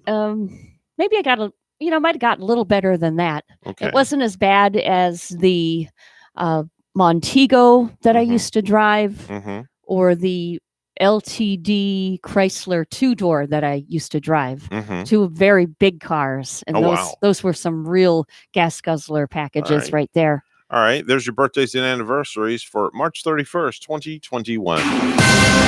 It is news time, 7:21 right now. Let's head on over to the news desk where Bonnie has the headlines this morning. Good morning, Bonnie. Good morning, Evan. Teachers starting their careers here will soon receive raises of more than $6,000 to $45,200 after the school district and teachers union reached a tentative agreement on Monday. Veteran teachers could see raises of $800 or $1,000 depending on their years of experience. The agreement comes after nearly 10 months of negotiations, a declared impasse into October, and a letter last week from the State Board of Education threatening legal action if the parties couldn't come up with an agreement. Martin County was the only public school district in the state yet to submit a plan for pay raises and have it approved by the Department of Education. The original deadline to submit a proposal was October 1st. Indian River and St. Lucie County school districts reached agreements before the new year. Publix is not booking appointments this morning for the COVID-19 vaccine because of the Easter holiday weekend. Normally, Publix opens up its booking window at 7 a.m. on Wednesday for the vaccinations that will take place on Saturday and Sunday. However, because the company will not be giving vaccinations over Easter weekend, it's canceling this morning's booking window. Your next opportunity to book a COVID-19 vaccine appointment at Publix will be this Friday at 7 a.m. As a reminder, appointments booked on Monday and Friday are for the Moderna vaccine, and appointments booked on Wednesday are for the one-shot Johnson & Johnson vaccine. To find out more, go to Publix.com. As the economy continues to rebound, we caught up with a Port St. Lucie business owner who decided to take a leap of faith. WPTV's John Shaman has more. What does your shirt have on it? Selling a moose. 3-year-old Anthony doesn't know it now, but it was his birth that led mom Bridget Emelianchik to change course. A longtime middle school teacher, Bridget couldn't take enough pictures of Anthony. I wasn't liking the quality of them. I'm like, this can be sharper, this can be brighter. There's something I can do more. She reached out to her wedding photographer who mentored her. After a while, I'm like, you know what? I'm getting better. I could do this for a job. That led to the creation of Silly Moose Photography, and on this day, the celebration of her own studio space. I wasn't making enough money to have a space, but I couldn't make more money because I didn't have a space. While she prefers shooting outside, she set up a number of backdrops indoors for her daycare and young school clients. In fact, Bridget realized to get some of the things she needed, she just asked the neighboring businesses. A decal of a boy dressed as Spider-Man, made 2 doors down by the sign guy. A photo on a mug, done by another neighbor. Bridget came to me to have me make some custom tumblers for her for the holidays. Rustic and Rusty made these really cool. It's this locals helping locals concept that have given Bridget the confidence to invest and succeed. And I just have that faith that they will make sure that, we'll all get through this. In Port St. Lucie, John Shainman, WPTV. News Channel 5. A new poll finds Florida Governor Ron DeSantis as popular among New Hampshire Republicans. Rick Hochul has details. Victory Insights asked Granite State voters who they would support in the nation's first GOP primary in 2024 if former President Trump opts out of the race. The survey shows DeSantis as the top second choice among Trump supporters at nearly 30%. DeSantis also leads among likely Republican voters in a Trumpless field at 25%. I'm Rick Hochul. A new option to gain entrance into Walt Disney World has been launched. Mobile is available to the general public with Apple devices. Visitors can find the setup in the My Disney Experience app and use it to gain access to the parks in a touchless manner. Magic bands are still in use. Lastly, G. Gordon Liddy, a mastermind of the Watergate burglary and a radio talk show host, after emerging from prison, has died at the age of 90. His son, Thomas Liddy, confirmed the death Tuesday, did not reveal the cause, but other than to say it was not related to COVID-19. Liddy, a former FBI agent and Army veteran, was convicted of conspiracy, burglary, and illegal wiretapping for his role in the Watergate burglary, which led to the resignation of President Richard Nixon.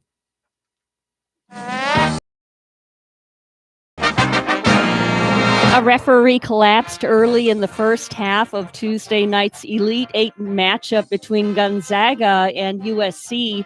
Official Bert Smith was alert as he was placed on a stretcher and moved off the court at Lucas Oil Stadium. The NCAA said he left the game with a medical issue. Smith was not transported to a hospital, according to the NCAA. Smith was standing on the baseline in front of the Gonzaga bench as the Trojans were moving onto offense when he collapsed and hit his head on the floor.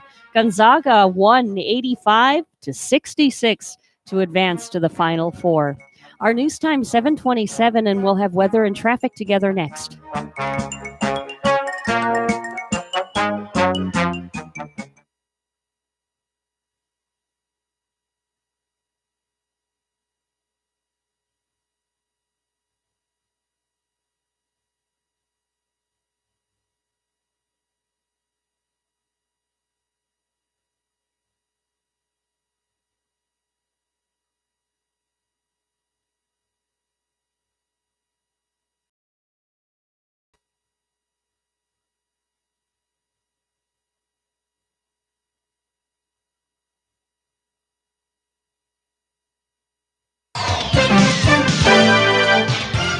$7:28, the time right now on the Get Up and Go show. It's time for traffic and weather together, all brought to you by Code Red Roofers. Bonnie? And here's an accident right now in Palm City, and this one's on I-95 northbound at mile marker 102 in Palm City, where the outside and the merge lane are blocked. Once again, I-95 northbound, mile marker 102 in Palm City.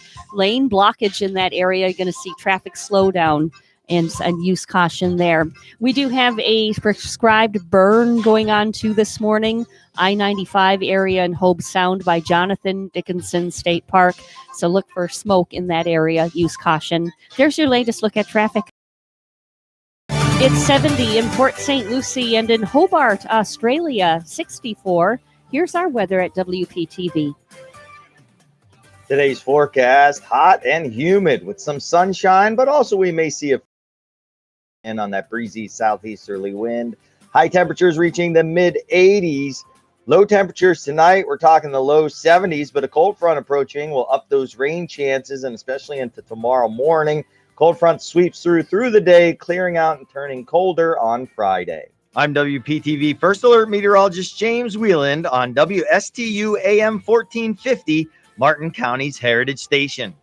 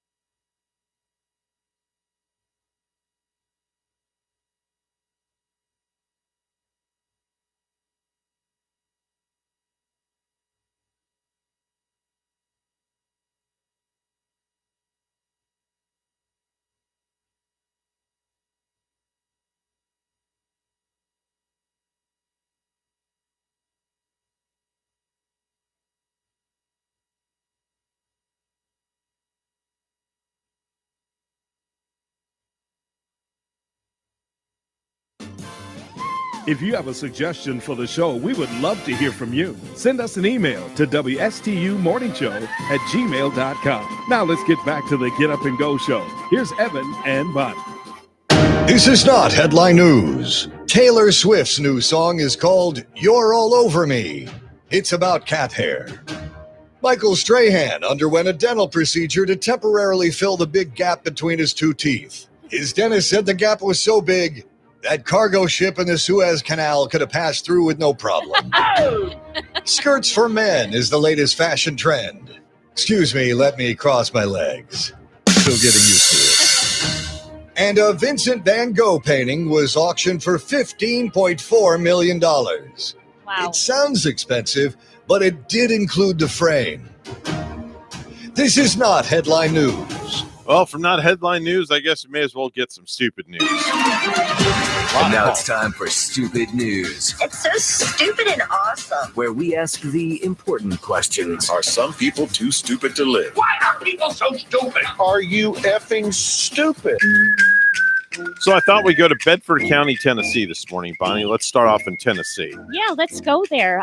Since I'm before- going there this summer, I would love to hear what's going on there. Before we go there, though, we do have a call. And, of course, calls always take priority over certain things. So, good morning. You're on the air. Good morning. Oh, good morning. It's the wife. Wow, you sound all chipper and perky. She is. She must have had like a pot of coffee. Just a cup. Just a cup. Oh, you sound See like the difference you had two when of them. see the difference, Bonnie, when she has a cup of coffee opposed to the other morning when she had no coffee at all? Yeah, there's quite the difference. I think you should drink your coffee every morning, Yeah, I Rachel. think so too, honey. I tried to. Just have like a whole pot of coffee ready and a great big thermos like you and Evan got me. Yeah. And, Well, you it's know, not great big, but I mean, I have this ready every that morning. makes that lasts all day. All right. I have to get you like 7 of those, one for each day of the week. You know what I've been liking to drink lately is it's called Rockstar. Oh. And I had the blueberry Raz, Mhm. the blue Raz the other night. Mhm. Wow, it was delicious. Oh, it was delish. just like I was tasting fresh blueberries. Okay. And it kept me awake, alert at work. Mhm. You know, it just got my endorphins running. Endorphins? Delicious. What are endorphins? My endorphins. Oh. You know, the endorphins, the what do you want to call how would you describe? I got to No go idea back what to it. endorphins are. Endorphins. I feel like a fish. You know, the real good feeling you get when you Oh. get that good sensation. Oh, of karma or whatever. No, they're called endorphins. Oh, are they? yeah. Oh, excuse me. You- Okay. Yeah, they She's a just teacher. She knows. Electrolytes too. Yeah. Electrolytes, the endorphins. You get all that moving and, All and right. you feel better. All right. Have you tried the Coke that's got coffee with it? Coke with coffee? Coca-Cola. Yeah. Coke has a thing. It's Coke and coffee.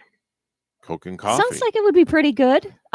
Definitely in a It's that I have tried the vanilla and I have tried just a regular Coke with coffee, and then they've got a dark roast too. Well, maybe we'll just have a new segment every week on Thursdays called Coke and Coffee with Rachel. getting coked up with Rachel. Right, getting coked and coffeed up with Rachel. Well, that just wouldn't be good. That wasn't right. Wouldn't like that No. one. That would go over too well. So anyway, all right. So what's on your plan today? What you're going into work and then that's it. You're going to deal with all the little rugrats and then come home and just kind of zen out. Well, no, I have to write a paper tonight. Oh, Wow. Don't you just hate it when you got to do that? she's still in college. When you got to bring like homework home. Yeah. Do you do that like late into the hours Well, or, that's her or do you college get it work. done right away? That's her college Well, work. the paper I'm writing is for my college classes. Oh yeah. But it's got to be done. So are you like a get it Adam right away or do you wait till later in the night? She procrastinates. Really? Are you kidding? The paper. She's the worst. The paper. She finally opened the topic to the paper the day before yesterday. Still I ain't printed done. out what I need, but the paper's due tomorrow night. Yeah. Okay. Well, you printed out She what you gets an, need. At if she least you gets got an, a little if bit she of a gets an start. assignment, she'll start it like 2 weeks later. I procrastinated Something on. of that Remember, I talked about a bill that I didn't pay yesterday. Did you pay it? Yesterday, I paid it, Did and I you? feel so much better Did you have a about late? it. Did you have a late fee? No. Okay. If I would have been late, it would have been like $5 Oh, with a okay. cancellation. I don't have that issue in our house. I take care of our bills in our house. right away. Yeah, I make sure Yeah. stuff gets done on I time. usually do. Otherwise, This we wouldn't one- have lights on and refrigerators going and Yeah, those are pool the kind of pumps and this ones and I that. guess you don't want to forget. You got to have lights, especially for Easter. Yeah, you know, especially definitely so. we need a Hey, refrigerator speaking too. of But speaking of Easter, what are we doing? Are we doing anything food wise special for Easter? I was going to say let's get a ham since I wasn't here for Thanksgiving to make one, and that's Gavin's favorite. Oh, okay. that's what we're getting. And you know what? I'm going to get those sweet Hawaiian rolls with it too. All right, the so you- Hawaiian buns. Oh, those are good. The Hawaiian rolls, those Yeah. are good. All right, so you want me to pick up like a spiral ham? Yeah, like the honey glazed one ham that. All right, I'll try to remember to usually pick. I'll try to remember to pick one up today for you. Anyway, we got to run so we can get our stupid news done. Okay. Well, have Love a you. wonderful day. Love you too. Have a Bye-bye. nice day. Glad you're perky. So let's go back to Bedford County, Tennessee, where we were going until we were interrupted. But there's a 23-year-old woman named Lillian Barnett. And last week, she got into a massive argument with her girlfriend. And the argument was over chicken nuggets. Really? Yes, over chicken nuggets. Now, we don't know exactly what they were fighting about pertaining to the chicken nuggets, but it got physical. I'm going to guess they were fighting over the sauce. Don't well, be grabbing my barbecue sauce. It got or really my hot physical. mustard. It got really physical. Ah. And when a cop came to arrest Lillian, she bit the cop. Maybe she was still hungry from not getting her nuggets. She but- should have just taken a bite out of her chicken nugget, of Yeah. course. Well, she's facing a lot of charges: an Yeah. aggravated assault on an officer, domestic assault, and disorderly conduct, all because of an argument over chicken nuggets. That's crazy. Yeah. Yep. Unbelievable. Last Sunday, a 48-year-old guy named Grant Mulder from Largo, Florida, posted on Facebook that he was hitting up the beach. Okay. Puts a post on Facebook, says, "Hey, I'm going to the beach today." All right. Casual post. And why not? The Six- beach is beautiful. 6 days later, he and a 41-year-old woman named Laura made those dreams come true, as he hadn't been there in quite some time. All right. Now, on Saturday afternoon at around 1:45 in the afternoon, the police in Largo got a call about a couple doing raunchy things to each other in broad daylight right in front of a veterans memorial at the beach. When the police got there, they found Lauren lying on her back with her lady parts exposed in the air, and Grant in front of her, performing a generous favor act on the beach. Wow. Grant was arrested for lewd and lascivious behavior, and Lauren was arrested for exposure of sexual organs. So don't let that awful sight or that awful image spoil your great day that you probably had on the beach on Saturday, like me too. Especially in front of a veterans memorial. Have a little couth. That's raunchy. That's yes. just not right. Very wrong. At least go around back behind the restroom or something, but not in front of the Wow. memorial, for God's sake. Telling you, come You know? home and your butt's all sandy Yeah. and you deserve it. Not like getting sand in your. You know, Bonnie, have you ever gone to the beach and you get sand in your butt crack? Okay, and it's just like the most annoying thing. It's annoying and to get it yeah. out. That's like placing a piece of sandpaper in. I find too, Evan, that even after I wash my hair, Mhm. I'll still feel some sand in there Yeah. in Yeah. the hairline. I don't have that problem. That's right. You don't. You stop for a minute there. I caught you dead in your tracks. I say I don't have that problem. That's something to envy right there. Yeah, You don't have that problem. I don't have that problem. I don't have to worry about getting sand in my hair. Yeah, because that's- I got no hair. So I just should shave my head next time Yeah, sure. I go to why, the beach. Why not? Why not? Then you'll be a what do they call that? A satellite dome, a love satellite dome or something like that. Hi, good morning. You're on the air with Evan and Bonnie. Yeah, man. Oh, hey. Well, hello there, Fredo. How are you today? Doing good. I want to tell you about Fredo's sand removal service. Yeah, man. Why did I know this was coming? Yeah, man. Lord have mercy. All right, When tell you come me. off of Black Creek Beach, come on in my trailer. I removed the sand. Yeah, man. It's that simple. Do you wear a pair of gloves and wash ladies' hair? Yeah. Yeah, that's what I do. Yeah. Okay. How do you get? Well, I don't want to. I have to tread lightly here. Do you? Do you? Well, personally, what we do is just hook up a fire hose and we just shoot it off at you. Yeah, man. Okay. All right. So They'll get everything off. So Any skin, it's gone. Yeah, so man. What did you say? Dead skin? It's gone. Yeah, dead skin's gone, sand's gone. You probably use any seaweed, anything that's attached to your body, it's going to be gone with the fire hose going up against Do you. you Yeah, use man. a pressure washer with that? Wow. Pressure washing people's hair. Jeez. Yeah, man. okay. Fire hose can do all sorts of things. So in other words, you're telling me that you will have somebody come over to your trailer. They'll stand there. You Yeah. turn on the fire hose and you have Yeah. them rotate around 360 degrees, and you wash them off, and they're good to go. Yeah, man. Squeaky clean. Do you supply soap and Yeah, and any towels? hair on your body, it's gone too. Yeah, man. You'll be like as smooth as a dolphin skin. Yeah, man. Fredo, you're a very sick man. Oh, you're a sick man. Well, thank you. I appreciate that. Yeah, man. well, now wait a minute. Dolphin skin is smooth. Yeah. You know, Yeah. it's smooth. Just the sight of Fredo, like with a big fire hose and mean, washing people I off. can't. that- I can't. Yeah, I that can't- repulses me, man. I can't picture that. I mean, man. I can't picture that. Bonnie's getting all grossed out Yeah. here. You're just All right. you're kind of Well, repulsing what me about if this he morning. uses a garden hose? Ugh. Is that Now, better? garden hose that don't have no pressure to it. You just gotta use very- like a fire hose. Yeah, man, that thing is so huge. Okay. And you just like being a big kitty at Bentley, we just hold it and I just let it go and Okay. you fly about a mile. Well, down down the my beach. whole But thing, yeah. Bonnie, is how are you? I guess they probably mix the water with Nair. Remember that stuff Nair? Oh yeah, You ever use Nair? I did. Oh yeah, I use it every day. Oh. All right. Well, And you could probably use it on that back. There, you know what I mean? I think you need a little bit more than Nair for a hairy yeah, back I think like you that. need a little bit. I think you need. like a I heavy think you duty. need like a machete to get the hair off my back. Yeah, bring Yeah. out a Weed whacker lawnmower. Yeah, weed whacker or something. I mean, there's a lot of hair back here. That's all I got to say. All right, we're going to let you go, Fredo. Thanks so much for calling. Have a great day. Jeez, I don't know. What's wrong with that guy? Now I got an image of the 40-year-old virgin when he got his back waxed. Lord have mercy. All right, so finally, a Huntington Beach police officer has been recently charged with 2 misdemeanors for impersonating a fellow officer online in what prosecutors described as an apparent romantic dispute. Oh man. Okay. Oh brother. Stephen Tennant, 32 years old, of Yorba Linda. Yorba Linda, that's where one of my best friends is from. Okay.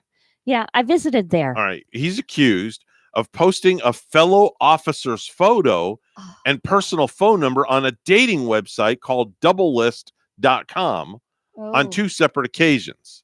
Now, prosecutors say the ads were posted after the other officer had begun dating Tennant's ex-girlfriend.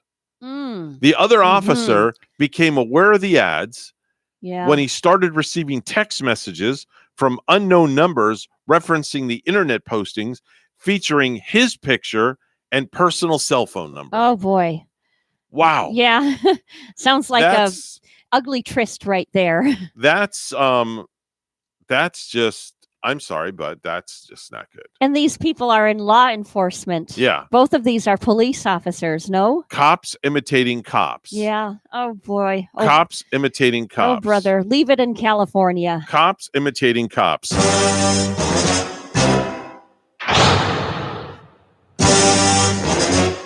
Details at 11 o'clock. Oh, I thought Major Budenseek was No, coming in no, for a no, minute. no. I got deja vu. Years ago. I know, right? And when you hear that music, that's Major John Budenseek's Yeah. music. I shouldn't have used it because that's exclusive to him. Oh yeah. We know when he's coming. That's his when, theme when song. you play that music. Yeah, when you play that song, you know John Budenseek's going to Yeah. be here. Well, we got him. We had him yesterday. I guess we're going to have Taryn Krista after 8:00 this morning coming up. Yeah, Taryn Chris is going to be here from the Martin County administration. She's the actual administrator for Martin County. So looking forward to having her on and getting an update from her. 7:45 news time. It's all brought to you by our good friends at St. Lucie Jewelry and Coin. For the best deals in town on any type of precious metal, it's always St. Lucie Jewelry and Coin. Here's Bonnie. Thanks, Evan. Dozens of people in Florida are reporting they've been infected with COVID-19, even though they've been fully vaccinated. The State Department of Health has recorded 6 cases in Volusia County, 6 in Sumter County, and 26 in Lake County. Dr. Timothy Hendricks of Advent Health says the shot still prevents more severe cases, including hospitalization and death, adding that it's still important to get vaccinated. He says the Pfizer and Moderna vaccine are 95% effective, which means there is still a small chance people could get infected, and breakthrough cases like this are possible with any vaccine. A Florida congressman claims he is the victim of an organized criminal extortion by a former Department of Justice official after a New York Times report published Tuesday contends he is the subject of a federal sex trafficking probe. According to the New York Times, citing 3 people familiar with the investigation, the Department of Justice is examining whether U.S. Representative Matt Gaetz of Florida had a sexual relationship with a 17-year-old girl and paid for her travel time with him. The report report said investigators are trying to determine if Gates possibly violated federal sex trafficking laws. Gates, whose congressional district covers the westernmost portion of Florida's panhandle, took to Twitter to refute the allegations, claiming that he and his family have been victims of a former Department of Justice official seeking $25 million while threatening to smear my name. The report claims the investigation came about as part of a broader investigation into former Seminole County tax collector Joel Greenberg, who resigned last year after his arrest on several federal charges, including sex trafficking of a child. Greenberg visited the White House with Getz in 2019, posting for a photograph together along with former state Republican lawmaker Chris Dorworth on Twitter. No charges have been brought against Getz at this time. A judge Tuesday ordered 18-year-old Jesus Rivero to serve 12 years in prison for fatally shooting his best friend with a firearm Rivero had in the bedroom of his Indiantown home. Rivero, who was convicted of manslaughter with a firearm, was also ordered to serve 3 years of probation for the shooting death of 14-year-old Jamarian J. Jones on November 3, 2019. During a tearful hearing that featured statements from Jay's mother and his aunt, along with members of Rivero's family, Martin County Circuit Judge Sherwood Bauer agreed it was a tragic case. Jay was at Rivero's home in the 17400 block of Southwest 172nd Avenue with another friend when the shooting occurred, records show. Rivero told deputies he was dancing with and messing with the gun and that he had removed into the gun multiple times before his hand slipped and he shot Jones in the stomach. Proposed legislation in the Florida Senate universities from reimbursing tuition and some fees after schools made a shift to online learning during the pandemic. Senator Joe Gruters is the bill's sponsor. This bill creates liability protections for educational institutions that have taken reasonably necessary actions in compliance with federal, state, or local guidance to diminish the impact or spread of COVID-19 and provides immunity from any civil damages or similar relief relating to such actions. One speaker says the proposal gives unfair protections to schools. The Florida Senate Committee on Education voted in favor of the proposed bill. Well, lastly, a runaway shopping cart with a kid in it started rolling through a parking lot in Illinois the other day. So a quick-thinking employee broke into a sprint and snagged it right before it crossed into a busy intersection. The mom only looked away for a second while loading her other kids in the car.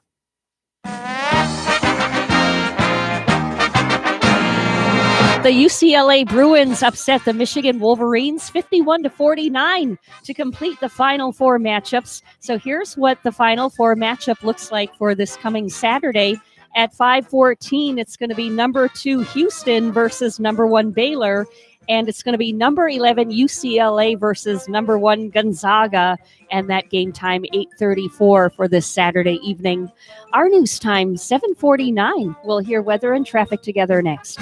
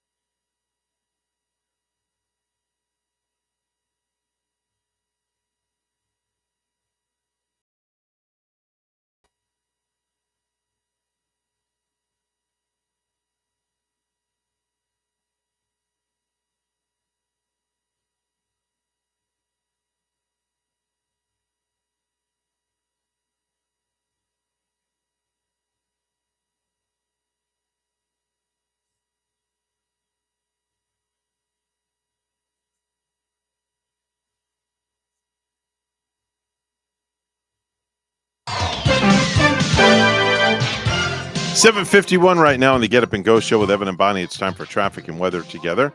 It's all brought to you by Waterway Dermatology. Dr. Ryan Schuring, located at 1050 Monterey Road in Stewart, bringing personalized healthcare back to dermatology the Waterway. Bonnie? In Palm City on I-95 northbound this morning, there is a vehicle crash with injuries. This at mile marker 102. It's northbound, and there's some traffic blockage in that area. It looks like the outside and the merge lane blocked at the moment. Use caution. And the Smoky area of the Jonathan Dickinson State Park this morning, they're having a prescribed burn. So those areas of I-95 northbound in Hobe Sound looking smoky. Use caution there. There's your latest look at traffic. It's 74 in Palm City, and in Red Lodge, Montana, only 17 above zero. Here's our weather at WPTV. Today's forecast, hot and humid with some sunshine, but also we may see a few showers blowing on in on that breezy southeasterly wind. High temperatures reaching the mid 80s. Low temperatures tonight, we're talking the low 70s, but a cold front approaching will up those rain chances, and especially into tomorrow morning. Cold front sweeps through the day, clearing out and turning colder on Friday. I'm WPTV First Alert meteorologist James Wieland on WSTU AM 1450, Martin Heritage Station.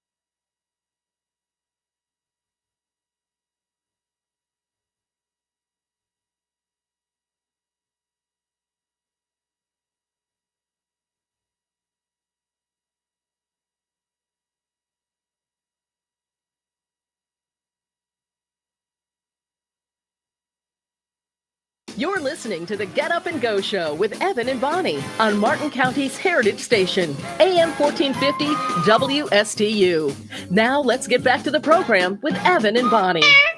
Oh, there you are. Oh, you're so observational. Where have you been? Spending time at my other digs? Well, are you hungry? Well, I guess I could eat some more. Oh, you're getting to be a fat cat, aren't you? Looks like I'm not the only one, Tight Pants. Mr. Friskers? Oh, these names. The other people call me Thor. How would you like to sleep with me tonight? Uh-oh.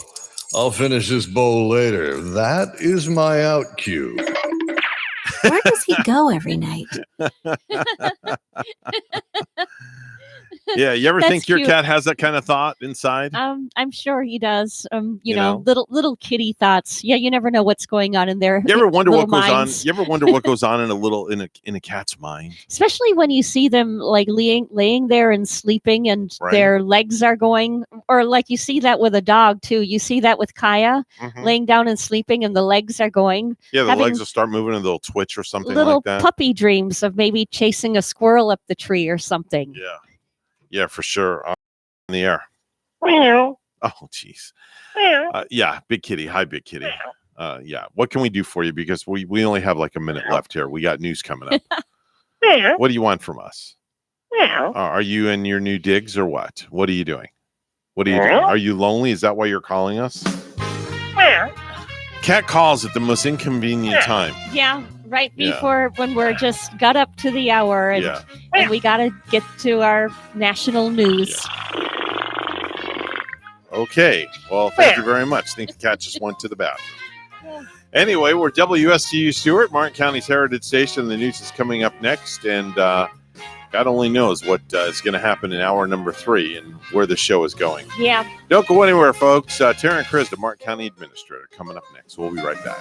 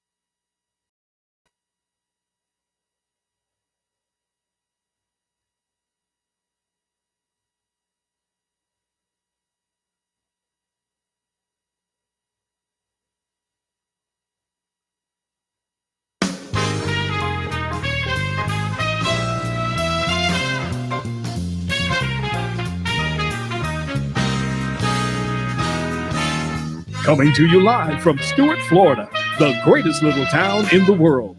It's the award-winning, critically acclaimed Get Up and Go show on AM 1450 WSTU. You're invited to call the show anytime at 772-220-9788. And now, broadcasting live from their palatial studios, here are your hosts, Evan and Bonnie. Thank you very much, Mr. Announcer. It's March 31st, 2021. Are you going to sing a song or something, or can I just go back to work? Well, let me see. I might sing a song if you're nice to me. Put that cookie down now! Okay, I'll put the cookie down. I know the cookie that's as big as my head. Hey, stupid! I'm not stupid. How many times do I have to tell you that? Time now is 8:07 on the Get Up and Go show with Evan and Bonnie. Mr. Clock, would you please certify It's that? now 8:07 a.m. And at 8:07 a.m., we welcome in the Martin County Administrator, the one and only lovely Miss Taryn Krista. How are you? I am fantastic. How are you? I'm great. I mean, could we ask for any better weather? Although I know it's going to change here probably in the next few days, but yesterday was gorgeous, and today looks like another great day in paradise. I think it might take somebody's boat out on the water if they'll loan it to me. Yeah, somebody's Ooh, boat. there you go. Right? That Yes. humidity seemed high this morning too. Just a A tad little bit. bit Well, warmer. we always have that here, but I think you kind of get used to it. Yeah, you But, sure do, and you sure can get used to the weather down here too. We have it the best here. We do around this We time sure of year. do. Yeah. Mm-hmm. We sure So do. let's get right to business and Sure. and talk a little bit about the county, things that are happening in the county, around the county, etc., so on and so forth. First and foremost, let's talk about, of course, the hot topic everybody knows is COVID. Let's talk about numbers looking this week for COVID. We're not doing too bad, in my opinion. I think our biggest issue, as we've talked about before, is getting the supply of the vaccine. Right. It's we're successful in administering them. So as of yesterday, we had 13 who were being hospitalized due to COVID. We had 5 that were admitted and 5 discharged. So that holds pretty steady. The hospital was close of availability, because they continued to do elective surgeries and things like that. We went over 5% positivity rate, though. We're at 6.15, which had me a little concerned. We had 27 cases yesterday, but again, the largest age for that distribution of the cases is 15 to 34. We did have a little bit of a spike from 45 to 54, which I'm not sure. Just the holidays or spring break here in Martin County. But our vaccinations are very, very successful. So at the Treasure Coast Mall location, they're doing first and second doses. Wow. So far, we've been able to vaccinate over 53,000 folks in total. That's a lot of people. It's a lot. Are with their first dose, and almost 34,000 have completed their series. So that's pretty good when you look at it. I think, we're up in the higher percentile for those that are 65 and older. Now, starting Monday, April 5th, anybody 18 or older will be eligible. So I think for those folks that are wanting to get vaccinated that are 18 and over that haven't done it so far, there's 7 Publix locations here in Martin County. Although as you know, you don't have to restrict yourself to Martin County. You can just get on there and go wherever is the closest, the first one you're going to get, and then there's the 2 Winn-Dixies, the one on Bridge Road and the one in Salerno that are also offering that vaccine. Cleveland Clinic continues to you have to go in through their website with MyChart and sign up for it. But we're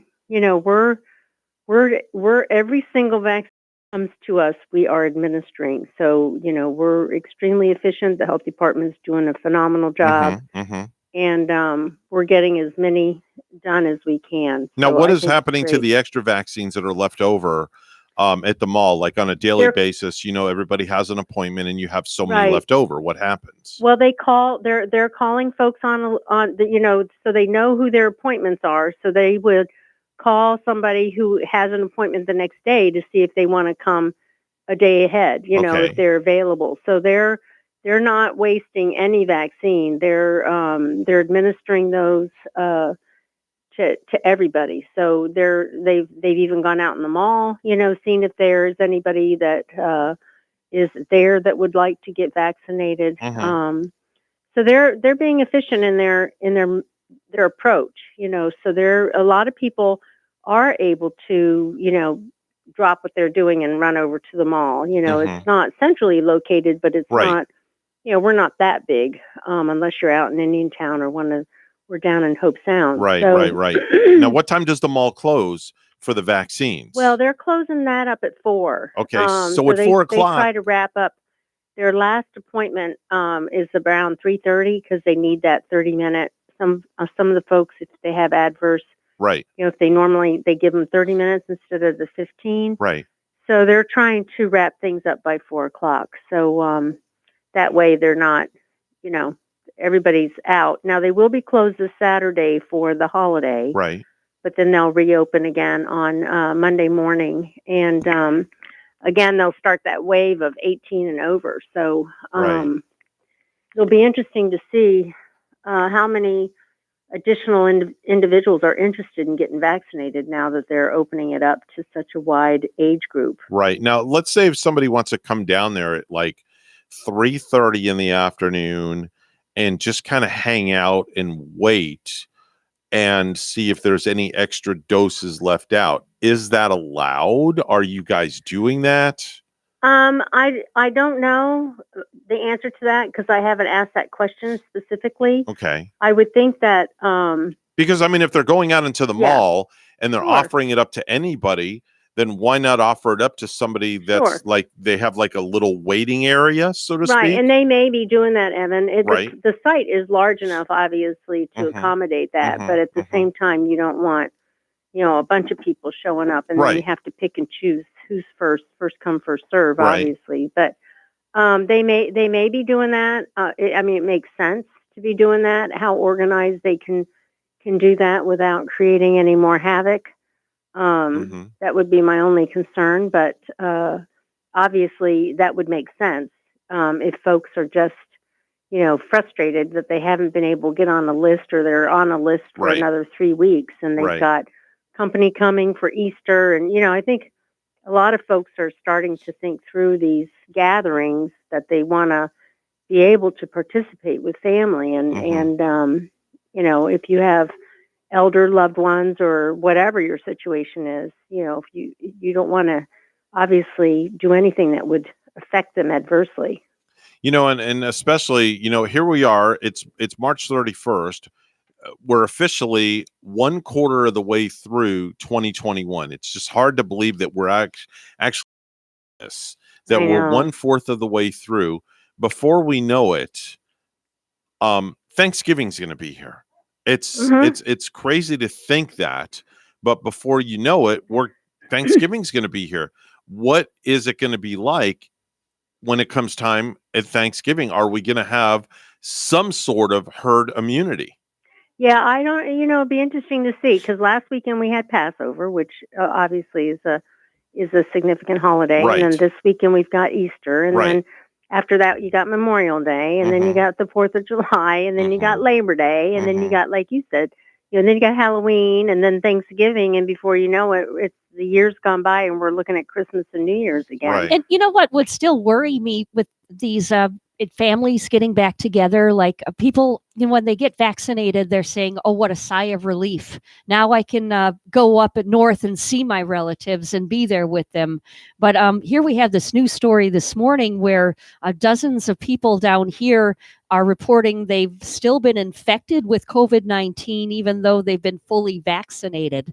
So I think you got to be aware, maybe, you know, just because you've been vaccinated Yeah. does not mean that you still cannot catch symptoms and pass it on to somebody else. Exactly. You're 100% Yeah. right, Bonnie, because you can still catch it. Yeah.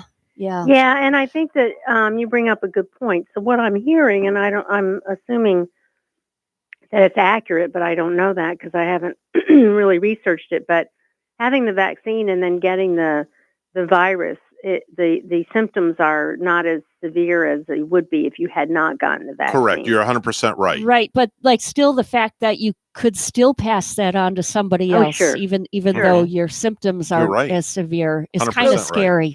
Yeah, it is kind of scary, but you know, we you can do that with a cold or, you know, Yeah. different things. I think, as we've talked about before in the past, this has allowed folks to have a heightened sense of awareness of your surroundings. One, being, you know, your cleanliness. Not that any of us weren't clean before, but you're taking that extra time to make sure you wash your hands and to use the hand sanitizer if you've been, you know, at the grocery store or someplace where there's high touch areas, and just being, you know, don't get in within 3 feet of the person that you don't know in front of you. You know, I mean, there's just things like that we've been more consciously aware of that I think are all good things, quite frankly. What's going on as of late? Switching gears here for a little bit. What's going on as of late in Martin County? Any meetings? Any new things going on? We did not have a meeting yesterday, and we do not have one next week. Our next meeting is going to be on the 13th of April. Okay. And that will be, we've got a few legislative things to take care of in growth management, but then we'll be switching gears and going to our capital improvement plan, which is the beginning of our budget season, if you will. So we bring the CIP to the board separately to talk about our projects. So you've got roads, you've got beaches, you know, you've got parks, you've got all those conversations that they will have, and they will decide, you know, whether or not in this next 5-year window, these are the projects that we should be focusing on as staff. And it's a large plan, no doubt. You know, it's millions of dollars, but not all those monies come from taxes. There's gas tax, there's utilities fees that you pay for water and sewer. There's all those things that are layered in there. So it's just a big chunk of our budget. So once they approve that, then on top, once we have that, we kind of set that aside, and then we start focusing on the operational budget. And then that we will start crunching those numbers to see how we're going to fare as we move forward into next fiscal year. It's hard to believe we're talking about FY22, which it goes from October this year through September of next year. So we will be starting those conversations and starting to bring those numbers together and seeing what we look like. We're also waiting to see if we're going to get those CARES 3 funds. And when we get those, then we'll figure out a program similar to what we had before, where we can offer assistance to various entities through the program that are applicable. So we're anxious to see if we can get those, because I think that's really helped us stay afloat. All right. Quite frankly. Administrator, she joins us each and every weekday at this time to give us an update on all things happening in Martin County. Taryn, it's always our pleasure to have you. I want to wish you and your family and your extended family down at Martin County, the offices, a very, very happy holiday season this upcoming weekend. You too. You all too. We'll take care. Take care now. We'll talk to you soon. It's time for the Precious Metals Report. It's all brought to you by St. Lucie Jewelry and Coin. Gold is opening up at $1,686.10 an ounce, and silver opening up at $24.03 an ounce. That's the Precious Metals Report, and it's all brought to you by St. Lucie Jewelry and Coin.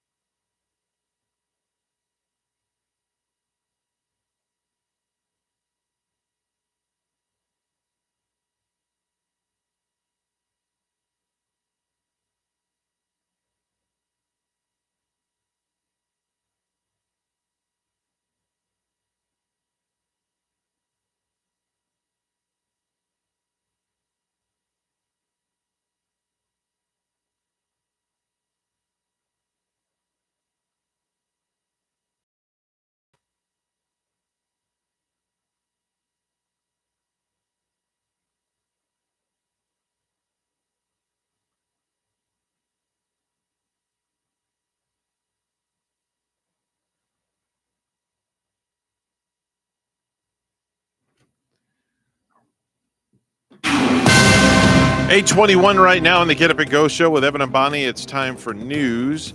Let's go to the news desk where Bonnie is standing by with the headlines. Good morning, Bonnie. Good morning, Evan. Well, Publix is not booking appointments this morning for the COVID-19 vaccine because of the Easter holiday weekend. Now, normally Publix opens up its booking window at 7 a.m. on a Wednesday for vaccinations that will take place on Saturday and Sunday.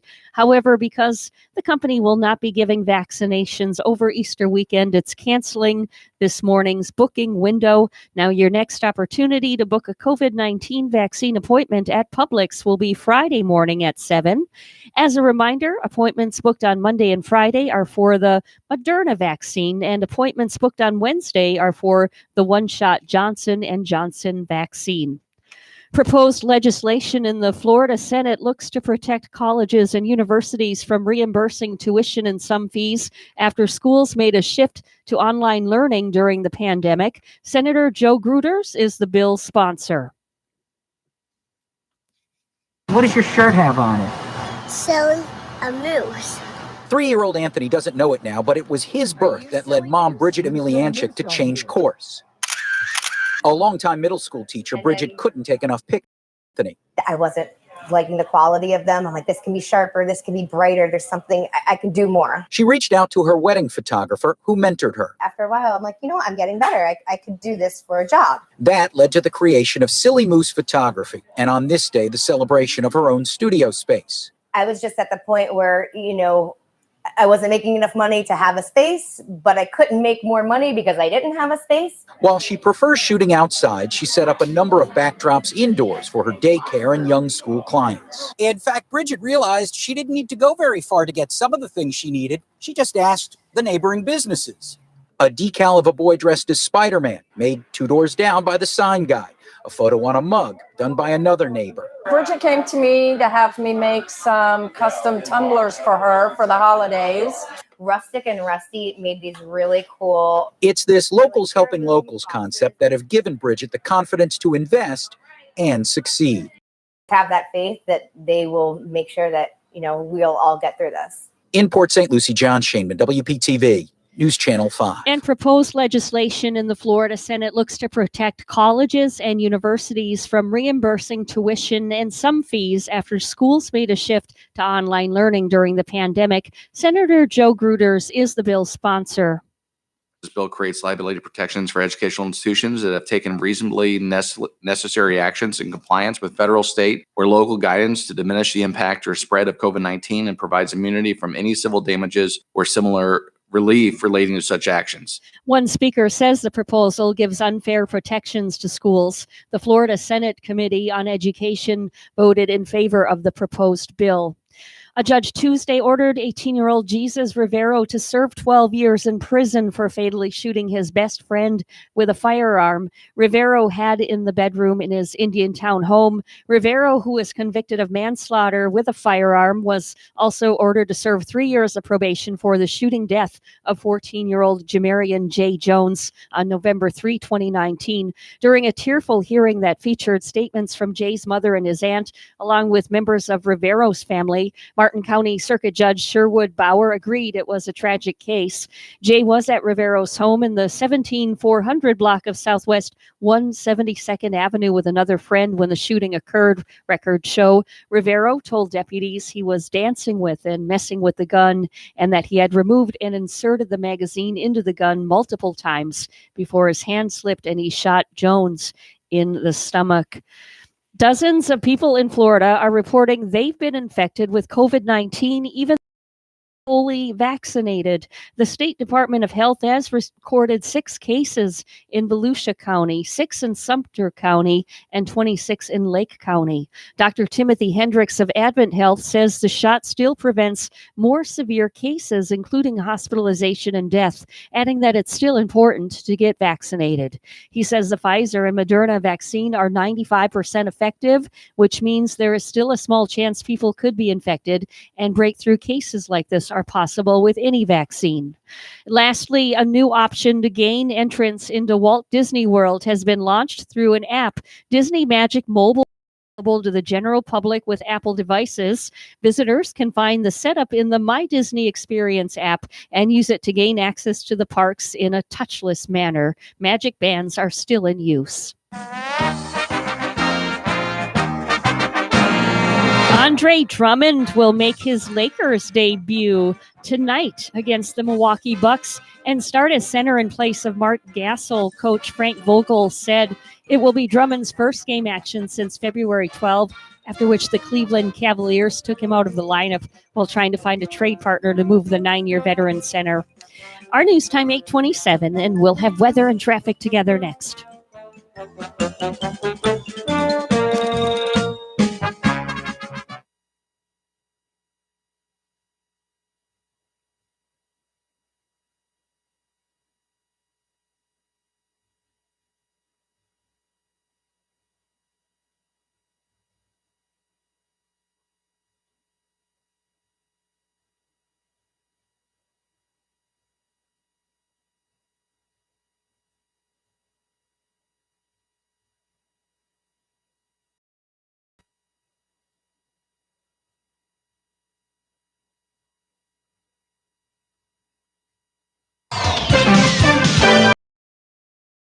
.28 the time right now in the Get Up and Go show with Evan and Bonnie. It's time for traffic and weather together, all brought to you by Code Red Roofers. Bonnie? Well, we did have that accident in Palm City on I-95 northbound at mile marker 102, and it looks like all the lanes in that area are now back open. So safe to take I-95 northbound Palm City, traffic getting through there. Up to the north of us on the turnpike in at Okeechobee exit at mile marker 191, it looks like the right lane is blocked up in that area due to some road construction this morning. And there's your latest look at traffic. We are up to 75 this morning in Stewart. It's 39 in Hobart, Indiana. Here's our weather outlook at WPTV. Today's forecast, hot and humid with some sunshine, but also we may see a few showers blowing on in on that breezy southeasterly wind. High temperatures reaching the mid-80s. Low temperatures tonight, we're talking the low 70s, but a cold front approaching will up, and especially into tomorrow morning. Cold front sweeps through the day, clearing out and turning colder on Friday.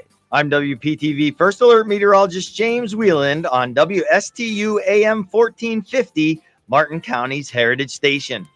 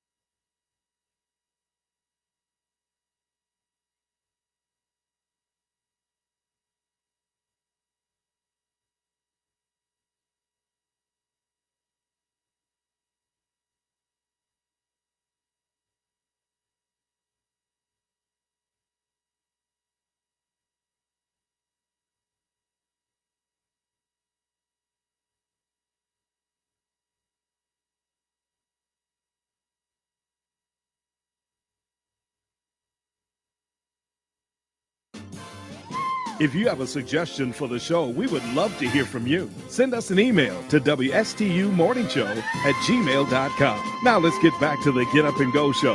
Here's Evan and Bonnie. It is now 8:31 on the Get Up and Go show. Without further ado, with our daily dose of space in another place, here's Randy Siegel. Good morning, Randy. Good morning to you, sir. Well, it was back in 1962 that NASA approved its Gemini spacecraft. Gemini would be the second spacecraft for NASA following the single-seat Mercury. And Gemini, being the significance of twins, has two astronauts on board. So that succeeded. And then they were followed later on by three astronauts in the Apollo program.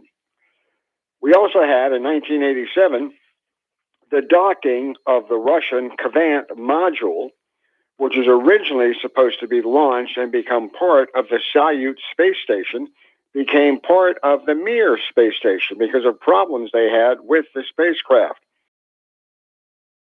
Kvant 1 was able to achieve a, but only a loose one, and as a result, it never spent a whole lot of time in orbit that the Russians had intended it to do. And then in 1997, the official end of Pioneer 10's mission. Pioneer 10 was 67 astronomical units from the sun. That's the distance from the Earth to the sun when it finally lost track. So Pioneer 10's weak signals continued, but they could not get much data from it, but a great spacecraft nonetheless. On board the International Space Station, Shannon Walker was the chief medical officer and imaged eyes of Mike Hopkins and Soichi Noguchi. Walker operated a non-invasive imagery technology hardware to demonstrate how microgravity impacts a crew member's eyes and the retina. Hopkins also joined fellow astronaut Victor Glover for an experiment investigating how astronauts manipulate objects and move around in weightlessness. The duo strapped themselves into a spatialized seat inside the Columbus module for a series of tests exploring their grip force and up and down movements. Results could inform future spacecraft interfaces and provide new insight in the nervous system. The Russians on board the flight, Sergei Rusakov, worked on computers and life support maintenance throughout the day, and Sergei Kushevashchikov serviced video gear that photographed hardware on the outside of the Poisat mini research module. Preparations are moving ahead for the next launch of a crew to the International Space Station on April the 22nd. That's when new astronauts will be heading to the International Space Station. NASA astronaut Shane Kimbrough as a spacecraft commanders. Akihiko Hoshide and European astronaut Timothy Peck will join them on that crew. There will be a 5-day handover of the crew. And as we heard Mike Hopkins say, because they'll have so many people on board the International Space Station, he's going to have to camp out in one of the Dragon spacecrafts. Well, yesterday was an up and down day, if you'll pardon the expression, for SpaceX. They launched their fourth Starship prototype in less than 4 months, only to watch it come crashing down. The vehicle lifted off at about 9 a.m. from the company's Boca Chica, Texas site. It went up to an altitude of about 10 kilometers. It's about 6 miles roughly, and then started to descend back to the launch pad when all of a sudden, when it reached its horizontal position and tried to flip over, it exploded, raining down a lot of hardware back on to the site. Luckily, as Alon said, it did form a crater right where a crater should be on landing. But nonetheless, it created a problem for SpaceX. The FAA, who has decided to monitor SpaceX on these tests, a thorough investigation along with the company to determine exactly what went wrong. Elon Musk has said that he is already working on a spacecraft 15, and that spacecraft incorporates a lot of the design changes. So while it appears to have just been another failure of a vehicle, it was another experience for Elon Musk and their team. The private venture that is going to be sending people into space as soon as September has now rounded out the crew of 4 that'll be going to the international, or not to the international station, but going into orbit. They'll spend about 4 days in orbit and then return back down to Earth.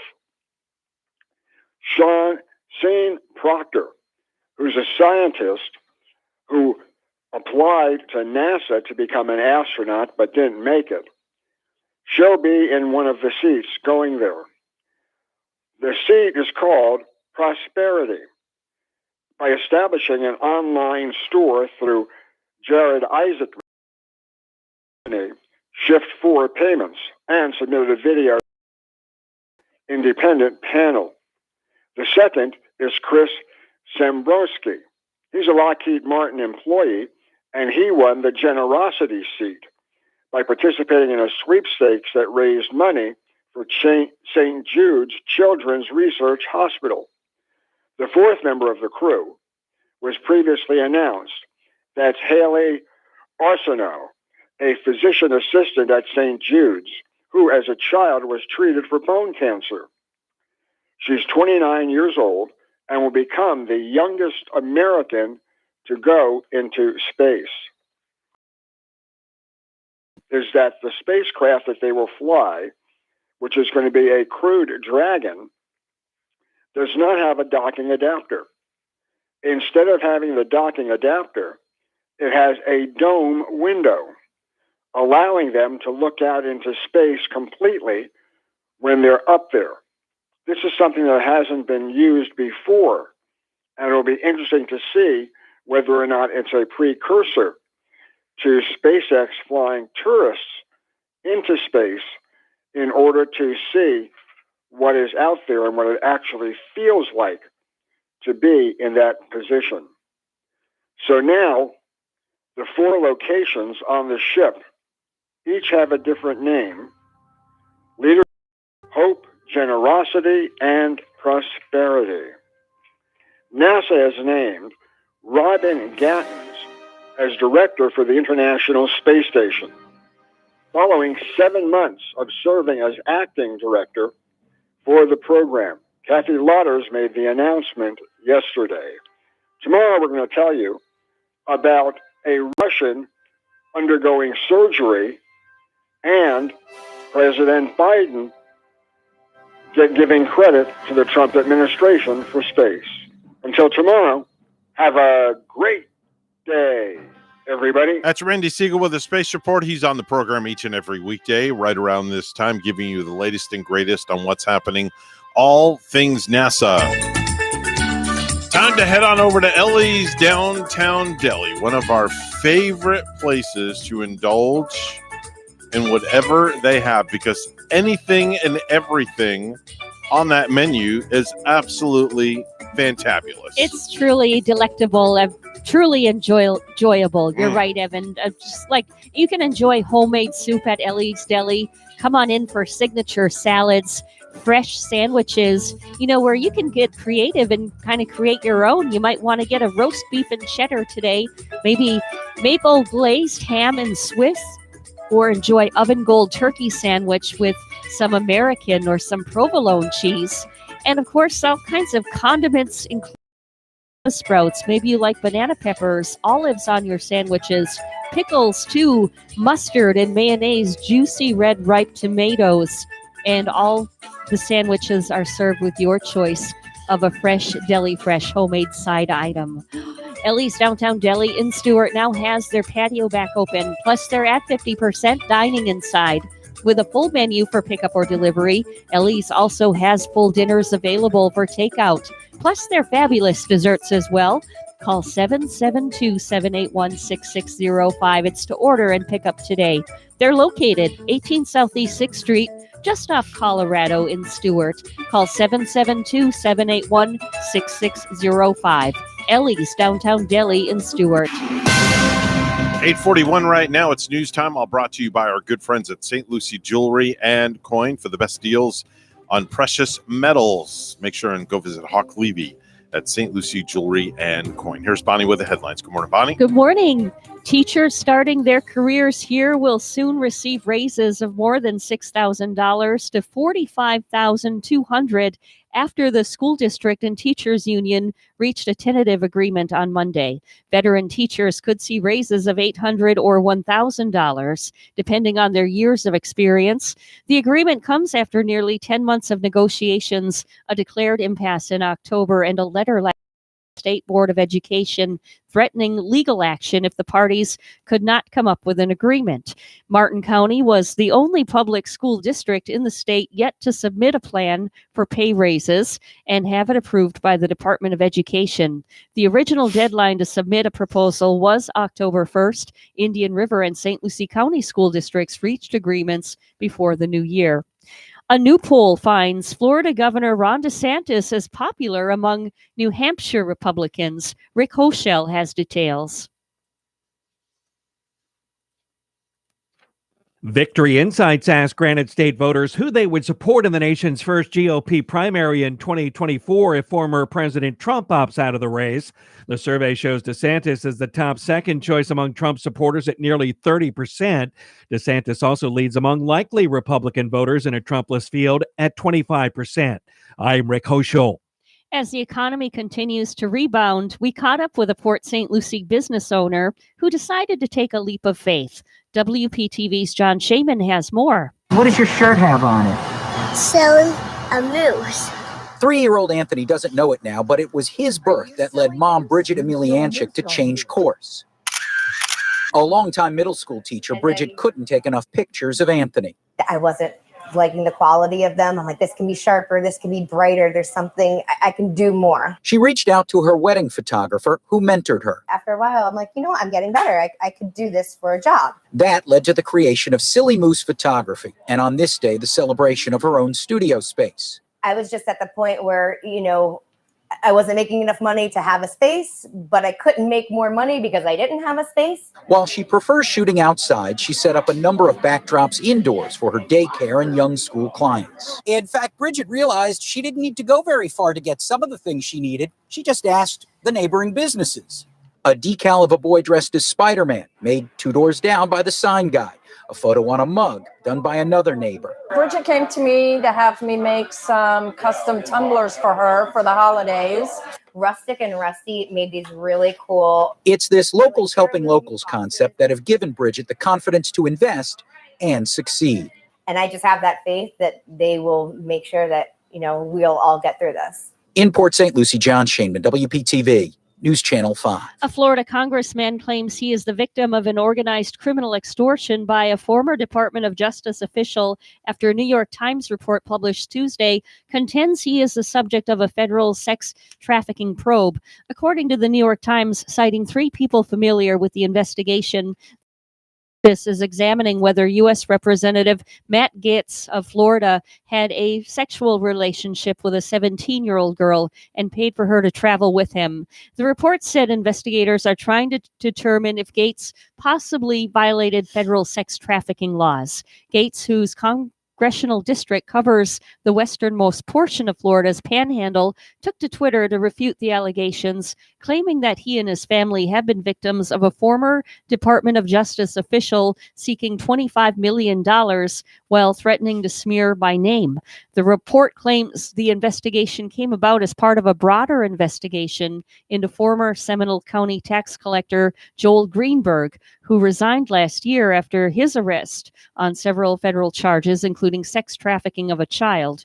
Greenberg visited the White House with Gaetz in 2019, posing for a photograph together, along with former state Republican lawmaker Chris Dorworth on Twitter. No charges have been brought against Gaetz at this time. And lastly, G. Gordon Liddy, a mastermind of the Watergate burglary and a radio talk show host after emerging from prison, has died at age 90. His son, Thomas Liddy, confirmed the death Tuesday, but did not reveal the cause other than to say it was not related to COVID-19. Liddy, a former FBI agent and Army veteran, was convicted of conspiracy, burglary, and illegal wiretapping of his role in the Watergate burglary, which led to the resignation of President Nixon. So the NFL is adding a 17th regular season game beginning this coming season. For the most part, the players won't get any extra salary yet, but they do get a guaranteed share of the NFL's revenue. The season won't start earlier. It'll be extended, and each team will still only get one bye week. Now, for this upcoming season, Super Bowl 56 will be held on February 13th. So, yeah, a little bit later. News time is 8:47. We'll have weather and traffic together next.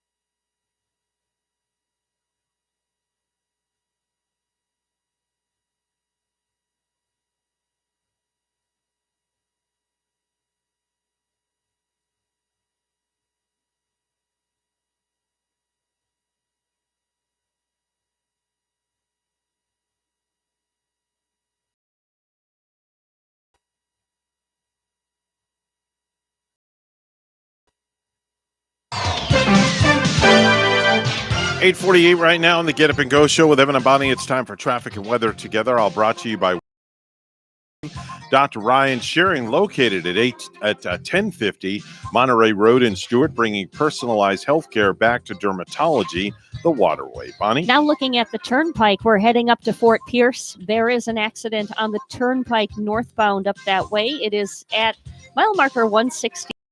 Any roadblock from that accident, and from that accident we were seeing this morning on I-95 northbound in the Palm City area. Looks like all of the lanes are now back open. So I-95 northbound Palm City traffic, you're getting through. And there's your latest look at traffic. 73 right now in Port St. Lucie, and in San Cristobal, Mexico, 50 and sunny. Here's our weather at WPTV. Today's forecast, hot and humid with some sunshine, but also we may see a few showers blowing on in on that breezy southeasterly wind. High temperatures reaching the mid-80s. Low temperatures tonight, we're talking the low 70s, but a cold front approaching will up those rain chances, and especially into tomorrow morning. Cold front sweeps through the day, clearing out and turning colder on Friday. I'm WPTV First Alert Meteorologist James Wieland on WSTU AM 1450, Martin County's Heritage Station.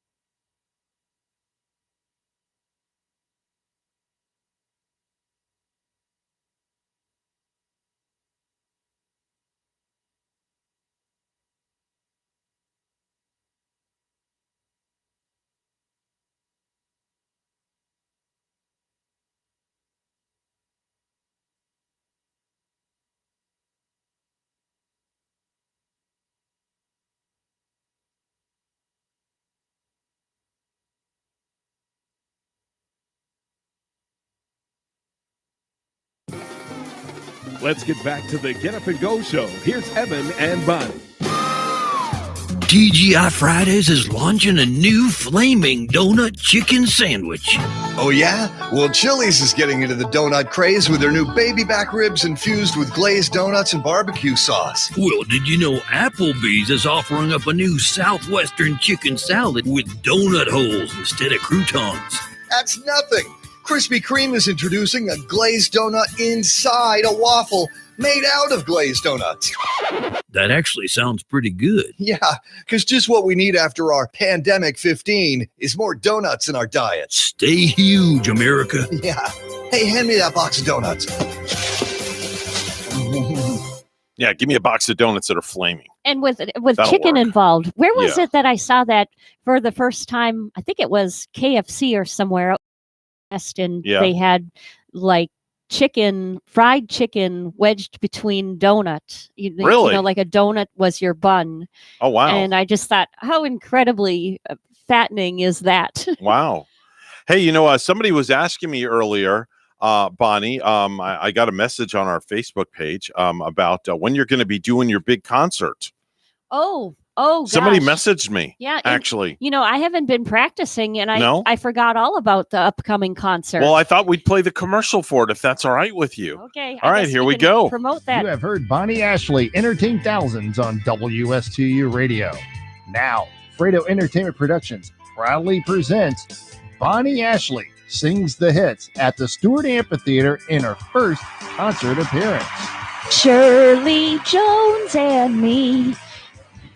Shirley Jones and me. Bonnie Ashley sings Bruce Springsteen. Went down in a dead man's town. Bonnie Ashley sings Ozzy Osbourne. Maybe it's not too late. It's Bonnie Ashley Live. She will get you up and dancing with her rendition of Michael Jackson's Billie Jean. Billie Jean is not my lover. Join Bonnie Ashley as she sings a duet with Big Kitty in an emotional tribute to Led Zeppelin. There's a lady, I'm sure, all that glitters is gold, and she's buying the stairway to heaven. It's Bonnie Ashley Sings the Hits live at the Stewart Amphitheater. Call 1-800-SING-THIS. By the way, Mark Hales just messaged me, Yeah. and he wants to know where he can buy the CD. I don't know, but I forgot. He's in England. I forgot I couldn't sing all that. Well, you can sing. You sound great. Mark Hales wants to buy the flipping CD. Does he? It said, I'll buy the CD with a big smiley face. Oh, does he really now? Yeah. Oh boy, I should make more of those. Then I Well, you could probably should. be making millions and be popular over in England. You should. Hi, good morning. You're on the air. I see that album going platinum, Bonnie. Ah, there we go. Yes. Phil makes a prediction. It's only because of the terrific producer on the album. Well, we gotta get you back in studio. So yeah. Well, I mean, Bonnie has a concert, and then of course, Big Kitty has a concert coming up. We have to figure out a date for Big Kitty. And for her yeah. comedic debut. Yeah. Yeah, definitely so, Yeah. without a doubt. Hey, so you're going to be here tomorrow, live and in living color. That is correct. Wow. Okay. That's gonna be incredible. Now it's being delivered today. I'm going to let you guys pick what I'm going to eat tomorrow for Phil's Taste Test. Oh, so It's going to be different beef jerkies. Okay. Several flavors are ostrich. Okay. Ostrich. Ostrich, alligator. Elk. Let's see, what else was there? I think one of them was roadkill. Yeah, there's like 10 of them. So I figured the next 10 weeks will be 10 weeks of jerky. 10 weeks of jerky. 10 weeks of jerky Okay. on Phil's Taste So Test. each week we're going to pick a different jerky for you Yes. to taste. Yes. And I'm going to bring them in, and you could pick it, and then I'll eat it on the air on the show. How about then we pick it, and then you have to guess which one it is. Since it is April Fool's, Yeah. Oh boy. Yeah, that'd be interesting. are we going to call all of this Phil's jerky? Phil's. Maybe we could. Can we mix in some raw? Can we mix in some raw egg with that also? Raw egg? No, Yeah, raw egg with the ostrich jerky. Why are you making this more complicated than what it is? It's Raw- ostrich jerky, and I think one of it's roadkill. Yeah, raw egg with ostrich jerky. That's a great combination. Oh, good Should be a Lord. new item on the Denny's menu. You know, I do have to go looking for a car right afterwards. I don't need to be puking in the thing there. Oh, So. man. Well, maybe they'll have an ostrich vehicle for you. We could add the ghost peppers. I still have some of those peppers left in the fridge from last week when you were here, Phil. I did find a ghost pepper beef stick to try, but I didn't order it. Oh. All right, so we'll see you here bright and early in the morning. You got it. All right, have a great day. Well, Bonnie, that's a wrap for us. Show is done. Okay, show's over. Oh, gotta run. So this is goodbye then. I think we should meet again. See you soon. I don't need the details. Bye. All right, goodbye. That's all I'm going to say. Who was that? I have no idea. I just don't need the details. It's pretty simple. It's pretty darn simple. Just remember, if you have good values on the inside, you won't look for valid. And just be bright and shiny all day. It's that kind of morning. It's a gorgeous day out, folks. And remember, enjoy life because nobody promises us tomorrow. All righty then. Always It's remember true. that. It's true. We're WSTU Stewart, Martin County's Heritage Station. The news is coming up next. See you in about 21 hours.